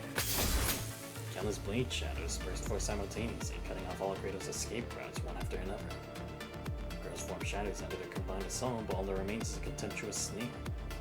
Vaga pauses, then one foot of motion, spins and swings his light blade, as they cut down the phantom that is materialist behind him. Dissipating crimson light spirals through the air. A mere moment later, Gridopia is floating high above, composed in a hurry that she plucks another note from her harp. The berserk grows even more savage. The surrounding head of creatures defend their attack completely lose control. Surging Tempest threatens to drown every living being in this overwhelming storm. Thunderous crashes and piercing whistles slice through the air, interweaving and clashing as successive flashes of light illuminate the chaotic scene unfolding before your eyes. Every drop of force with Veronica is enough to suppress Cradle now. Chaos! Chaos! Shadow Doll remains unresponsive, while the shell bear clinging into existence. This marks the last chance. As Veronica warned, fighting here will only lead to endless attrition. Reaching zero success, no one dares to kill Cradle here. What do you do? Is there any other choice besides merging with Chaos now? But even if you were to merge with Chaos, this human body of yours hasn't been properly prepared for the necessary medicine. So despair and grief swell within you, a deafening echo making it harder to breathe. Yet again, Kratos broken through all the obstacles, and just one step away from the overhead of her tower's core. Raising your hand, there's a voice showing a response. No, there's the whole bleed left for everyone after going through countless hardships. Stop! See rushes forward, but the waves ahead of her creatures block your path, bring you down like a bird with broken wings. Body stands firm, latching on the seal of crystals, so that Cradle will to watch them all disintegrate and shatter right away. We can't let her get the core! The corruption invade this era! Usually calm and composed agent that's out of Royal Range, bordering on breakdown. Chaos! There's nowhere left to run. Never out of the tower shows violently as Crimson Light erupts through the scattered brilliance, corrupting the azure glow in a mere instant. Lucia, the key! The fading azure light, the unstoppable girl finally reclaims her child. Finally! Melt down the core! Copy that. What? In a moment's stillness, Lucia vanishes before everyone's eyes. Frame stealth function concealing her movements. Critter immediately abandons the newly acquired core and dashes towards you, hoping to force Lucia out of hiding. Sam ran into a force field. Tell her to keep going! That a weird ring floods your ears as the tower's walls tremble with violence once more. The tower's core emits a blinding crimson light as thunderous roar shakes heaven and earth. Yeah, let's go. Some sort of I was on this path. Once blazing core like a decaying giant crumbles and melts under unknown pressure. Especially skin dissolving inch by inch. How dare you! Steal my child from me again! Critter roars in fury and hurtles toward the disintegrating cores with his haywire crimson tides scattered through the air. Very well. This'll be your grave.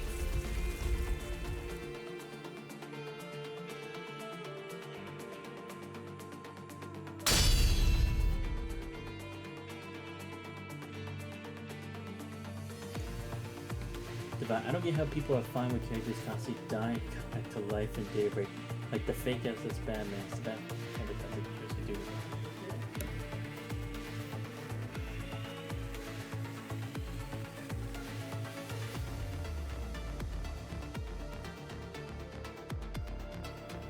Yeah, it's true. It's weird how it's like they don't find fault in that, even though obviously they should.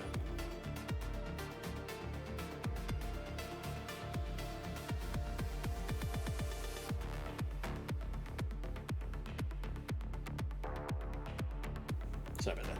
As roar shatters into your ears, carry down a gust of wind. As you will your body to move forward, every function within you suddenly shatters apart. Your side slices through your abdomen. Twist the blade, she pulls it free, followed by blood spraying through the air.